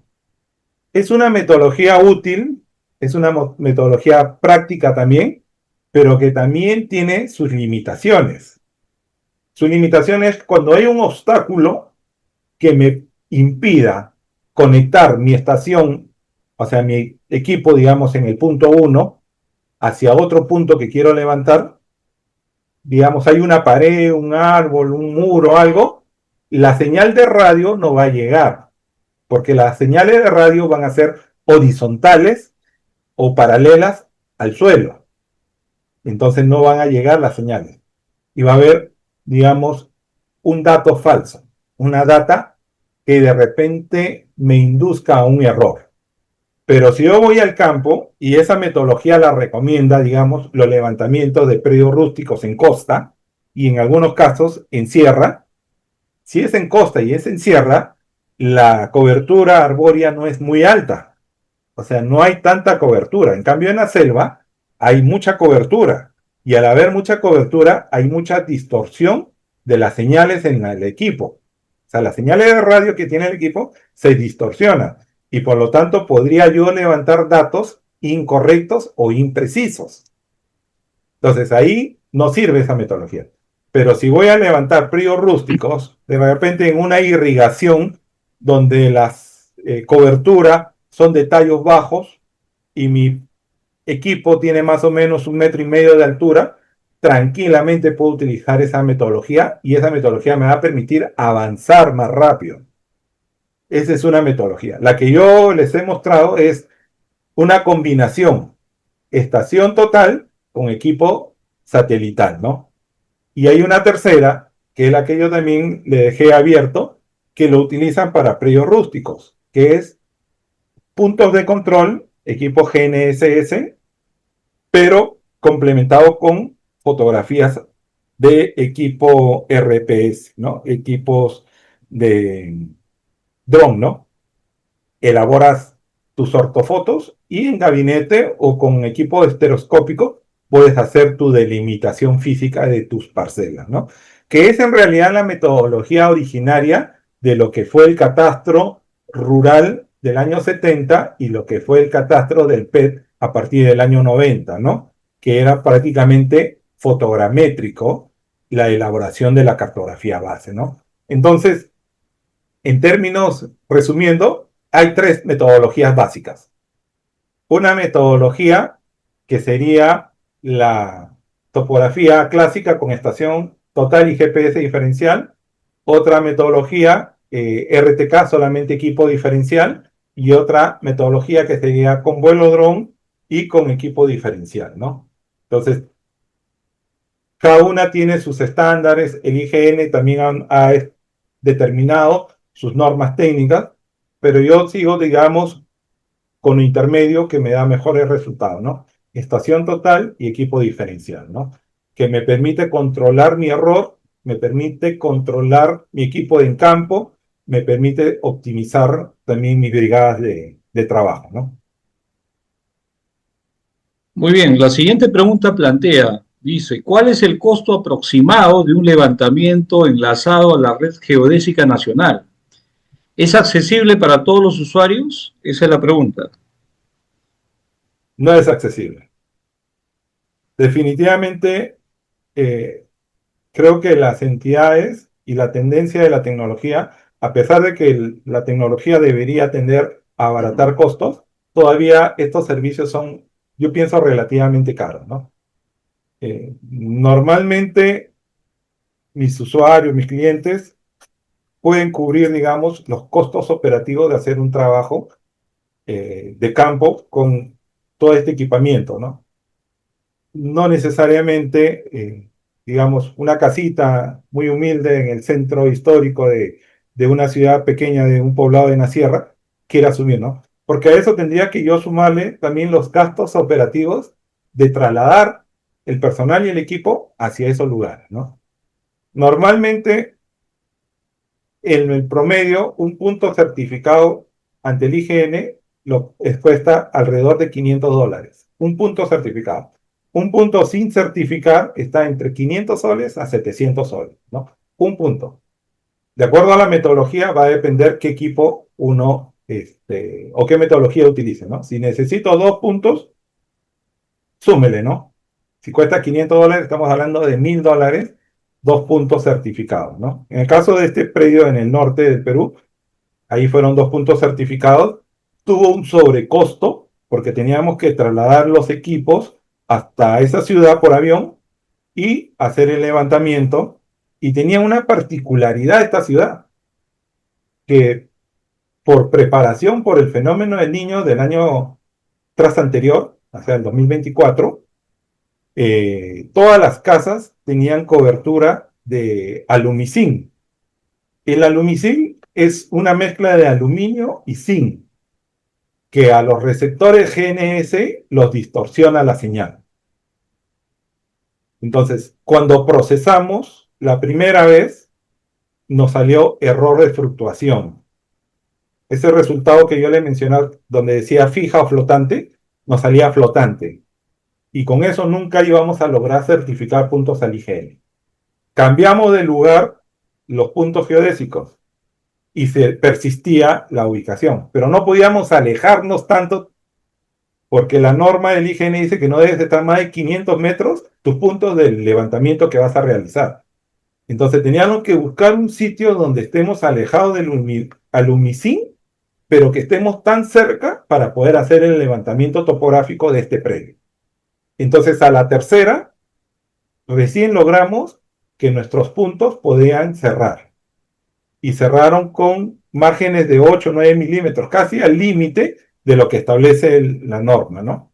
Con lecturas que dimos alrededor de 10 horas consecutivas de lectura.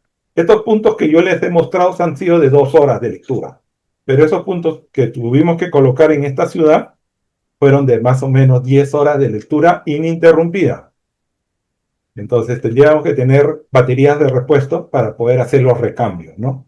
Y logramos el cierre de los puntos, ¿no? Ahora imagínense, si en Lima cuestan $1000 el par de puntos, irme a esta ciudad en avión, hacerlo por primera, segunda y tercera vez, se multiplica, ¿no? Entonces, es en realidad un costo oneroso, ¿no?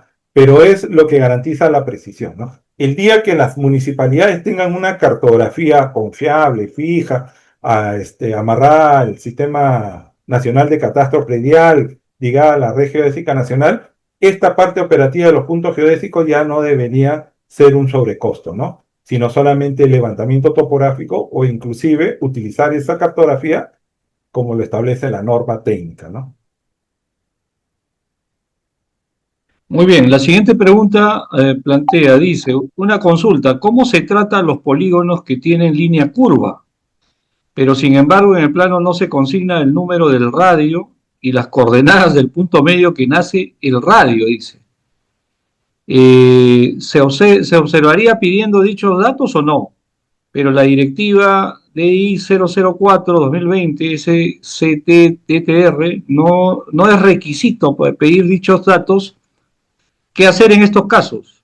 Plantea la pregunta. Mire, yo tengo casos donde he tenido polígonos que tienen tramos curvos y siempre he presentado mis radios de proyección. Así que, por lo menos en mis expedientes, sí se consigna. Ahora, el tema es que no todo lo consigna, evidentemente, ¿no? Pero tenemos un problema que yo creo que es aún más complicado. Cuando uno trabaja en AutoCAD, los tramos curvos son reconstruibles. Y si yo te entrego un archivo digital en AutoCAD, obviamente el tramo curvo ya está con su radio de proyección. Y en teoría no debería pedirse, ¿no? Porque ya geométricamente el archivo en AutoCAD tú lo puedes deducir la curvatura, el radio que forma. El problema es que cuando la información que yo entrego, lo entrego en forma, digamos, en formato AutoCAD, en DWG, lo migran al sistema que tiene la SUNAT, que es el ArcGIS, o en base de datos de ArcGIS. Los polígonos en curva son convertidos en líneas rectas. Y ya me ha pasado que me han observado diciendo que el área que indica la solicitud y el plano no es el área que resulta del polígono que se ha reconstruido. Evidentemente el ArcGIS no tiene esa herramienta de convertir un tramo recto a un tramo curvo y generar un radio. Entonces, ahí es la debilidad más del software, que después, bueno, de una aclaración, de una precisión, se ha levantado la observación. Pero yo creo que si la exigencia es, por lo menos en los procedimientos virtuales que se presentan, es acompañar un archivo en AutoCAD y estamos hablando de un polígono que tiene un tramo curvo, yo creo que es inoficioso pedirlo porque ya el AutoCAD de por sí te permite reconstruir el tramo curvo. Diferente sería si yo lo presento en otro formato o lo presento en un documento en papel físico. Obviamente el papel físico no me va a permitir reconstruir ese tramo porque no va a estar el vértice que va a formar el radio, ¿no? Yo creo que ahí sí con justa razón podría ser materia de observación por la falta de ese elemento del plan, ¿no? Pero siempre y cuando el expediente haya sido un expediente en físico, ¿no? Pero si estamos hablando de un expediente que va acompañado de un archivo digital, yo creo que es oneroso. Por lo menos para la búsqueda catastral no debería pedirse. Para un título sí, porque para un título el documento se va a archivar. Y si se va a archivar, cuando tú quieras reconstruir el polígono, te va a decir, acá falta un elemento para reconstruir el polígono. Pero para una búsqueda que es una consulta, yo creo que no es necesario, ¿no? Ok, muy bien. Bueno, esas eran las preguntas formuladas en forma escrita a través del chat. Vamos a pasar ahora a las preguntas formuladas por audio. A ver, Javier Guisado ha levantado la mano, quiere formular una pregunta de forma, digamos, expresa. Por favor, controles, brinden micrófono a Javier Guisado.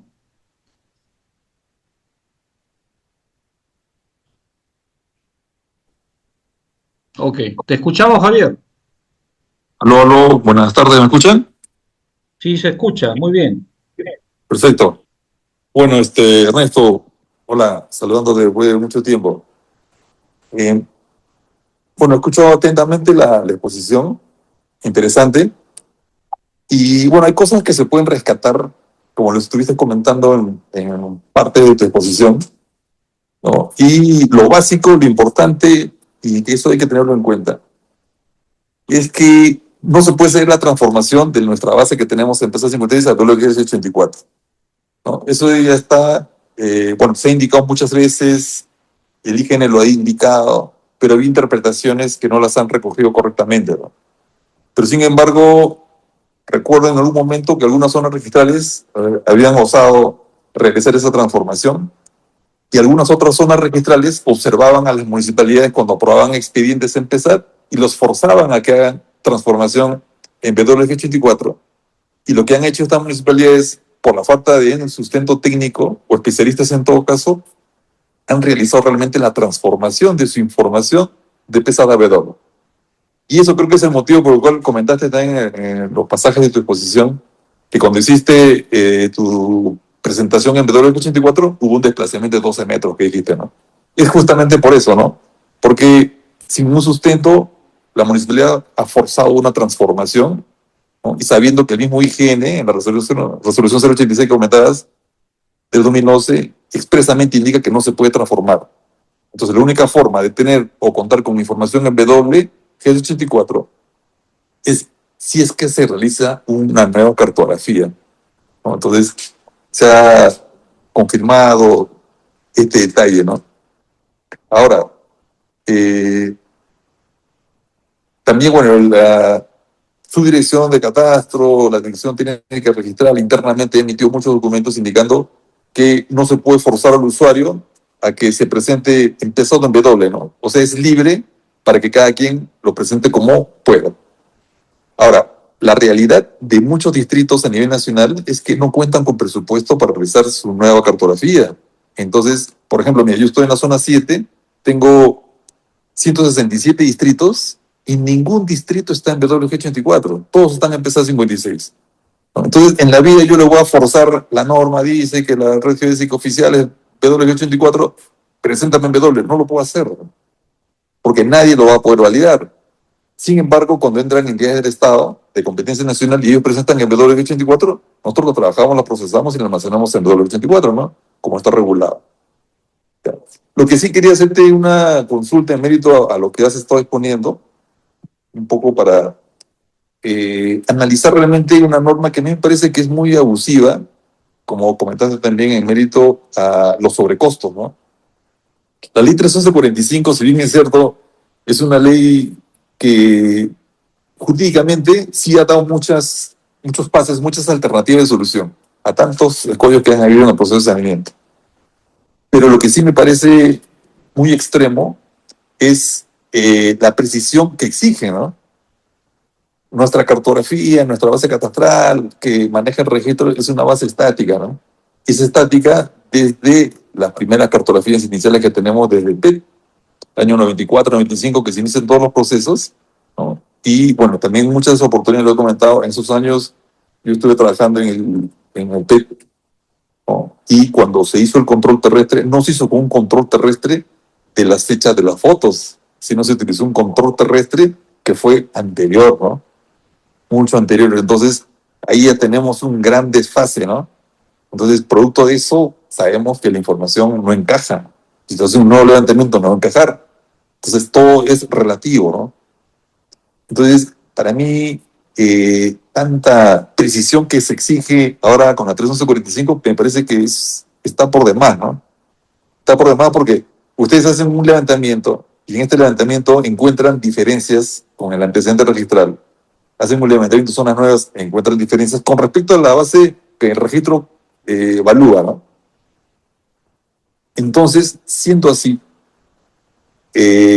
las últimas disposiciones de la 31145 ha planteado que Agricultura asuma que todas estas diferencias deben ser asumidas a través de una resolución administrativa en la cual ellos indiquen que las superposiciones que se están generando con un nuevo levantamiento son gráficas y no son físicas, ¿no? Entonces, en mérito de esto, se está superando esta situación, ¿ya? Es lo que le llaman Pero la ¿qué ha pasado? prevalencia. Exacto, en el capítulo de prevalencia regulan esta situación. Pero ¿cuál es el gran defecto, no? Que estamos hablando solamente de la parte rústica, ¿no? Que se ha regulado y se ha ajustado un poco con una ley exclusiva de prevalencia en medio de esta ley. Pero ¿qué pasa con la periferia? ¿Qué pasa con la colindancia urbana?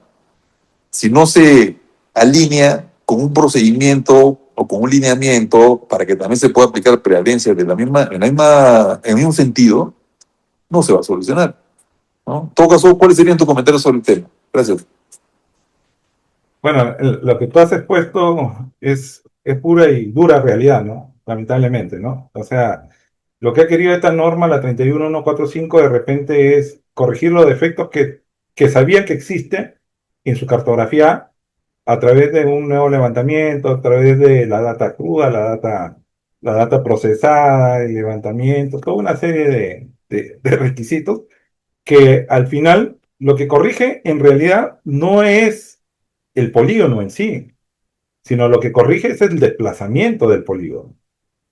Entonces, si nosotros ya sabemos que hay un desplazamiento, pero que el área es la misma, lo que han sacado es por el tema de la prevalencia, ¿no? O sea, aplico prevalencia porque lo que va a prevalecer es el catastro actual, que es lo que yo he levantado ahora con respecto al anterior. Pero siempre y cuando no me voy a salir de ciertos parámetros, ¿no? Y dentro de esos parámetros es que no debe haber márgenes de tolerancia que sean superados, ¿no? En el caso de predios rústicos, las tolerancias son altas, ¿no? Entonces, como que ahí le da maniobra para que ellos puedan, digamos, jugar con la prevalencia, que sería un procedimiento rápido, ágil y un poco más efectivo para rectificar y adecuar su cartografía. El tema es el tema urbano. En el tema urbano, por lo menos, estamos hablando de 1.800 distritos que no se alinean a las directrices que establece el Sistema Nacional de Catastro. Y no se alinean justamente porque no hay, digamos, ni voluntad, no hay capacidad y no hay dinero. O por lo menos no hay presupuesto. Yo sé que en tu distrito, que hay una cantidad importante de distritos, no tienen presupuesto porque no es que no tengan, porque tienen canon, tienen presupuesto que puede llegar a través de la fuente que es la minería. El tema es que no se atreven a invertir porque hay falta de capacidades, ¿no? Por un lado. Entonces, la falta de capacidades o el ánimo de invertir para esto no le da réditos de repente políticos al alcalde, entonces lo deja como un segundo, tercero o de repente un cuarto plano, ¿no? Pero que en la práctica la problemática sigue estando ahí, ¿no? Eh, Sobrecostos, lamentablemente, son los que se obtienen producto de un trabajo serio, ¿no? Si queremos hacer un trabajo no tan serio, tendríamos que ajustar costos, ¿no? Tendríamos que reducir presupuestos, pero a veces uno dice, sacrifico calidad para mejorar precio, o mejoro precio para mejorar calidad, ¿no? Entonces, esa es una disyuntiva, no es un tema que siempre se va a discutir, ¿no? Por lo pronto, los que tienen capacidad y necesidad de sanear su propiedad van a invertir, porque hay gente que tiene necesidad de inversión de su propiedad, necesidad de corregir su propiedad porque necesita vender, hipotecar, apalancarse, gestionar. Yo tengo, por decir, un cliente de 80 hectáreas en Guaral, que queremos subdividirlo en dos partidas de 40-40 para hipotecar. Estamos 2, 3 años más o menos en Direport y no sale el certificado. Y hemos cumplido con toda la metodología. O sea, no solamente la ley ha establecido tal exigencia técnica, tanta exquisitez técnica, que la capacidad operativa que tiene el personal de las oficinas de los gobiernos regionales no están a la altura de poder resolver oportunamente un expediente técnico, ¿no? Solo para que nos programen la inspección ocular ha tenido que pasar más de un año. Estamos en el segundo año de levantamiento de observaciones. Y esperemos que cuando ya obtengamos nuestros certificados de información catastral de los dos parcelas que vamos a dividir, no sea materia de observación en registro, ¿no? Que nos haría regresar hasta 2 años atrás, ¿no?